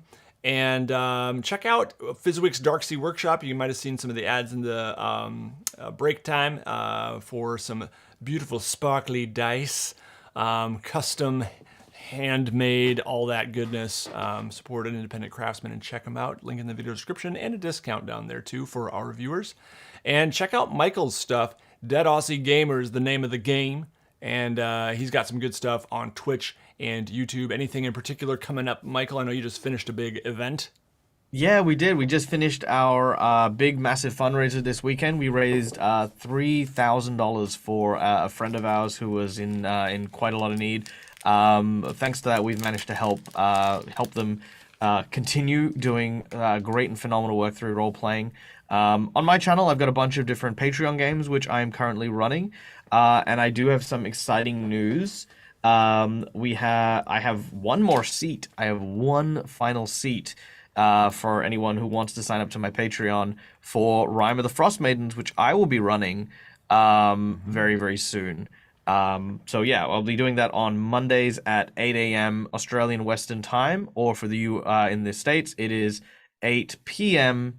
Eastern Standard Time on Sunday night. So that's the thing. It's a 2-hour game. It's a very, very low-key thing. A lot of fun, and I've learnt so much from Nate and how he's run this game, and I'm going to put as much of that into practice as possible.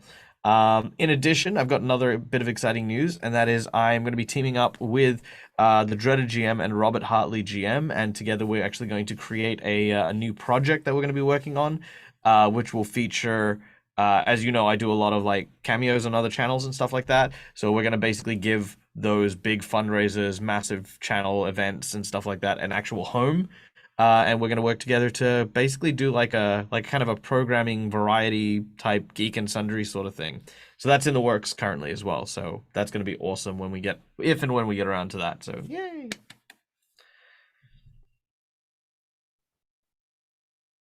No, we can hear you. We had every delightful squishy chew. They can't. There we go. OBS was they muted. can't. I muted myself we because I was can. chewing my food, everybody, but they could still hear me. Fig bars are delicious, and thank you for joining us, everybody. Yeah. Also, I want to wish a happy birthday to Ryan. It was Ryan's birthday last week. He's joining the Old People Club with me and Alex, who also recently turned a certain milestone age that will remain unnamed. And 40. The big 4-0. It's okay. You're gonna hear about it from me. Yeah, great. All right. So anyway, You know what that means? You know what that means, Ryan? You're going to be bald soon. Are we? Wait, hold Look on. around a second. you. Are we like, Doesn't happen to all of us, How Alex. did we get that we can't am I hanging out with a bunch of dudes that I just said he's fucking 40 and like we all have a problem with it? I don't No have a problem with it. No, What reality did I just walk into? Yeah. Anyway, so I may 40 in have March. lost my hair, but I don't have any gray yet. I think I might see Got plenty of one. that. I Look at do. his Chin, yo. I got a special one right there on my Yeah. mustache. Fuck that. My whole chin is gray. Yeah, look, honestly, I look forward to being a silver fox. Like, I want like my hair to just like, I don't want like bits and pieces. I just want to all go white or gray. You know what I mean? Yeah. It's like overnight. Yeah, that'd be nice. Just click done. Whoosh. Yep. Be cool. All right. Well, thank you, everybody. All y'all viewers out there. Thanks to the patrons. Don't forget, patrons get access to weekly live map drawing streams and Icewind Dale campaign diaries, where I reflect and just kind of talk about how the game's going, and also maybe do a little bit of light prep for a preview of what's coming. So you can check that out at patreon.com/WASD20. Thanks, everybody. Take care. We'll see you again in 2 weeks' time. And now I have to find a stop button. Where to go? Oh, I found it. Bye. Goodbye.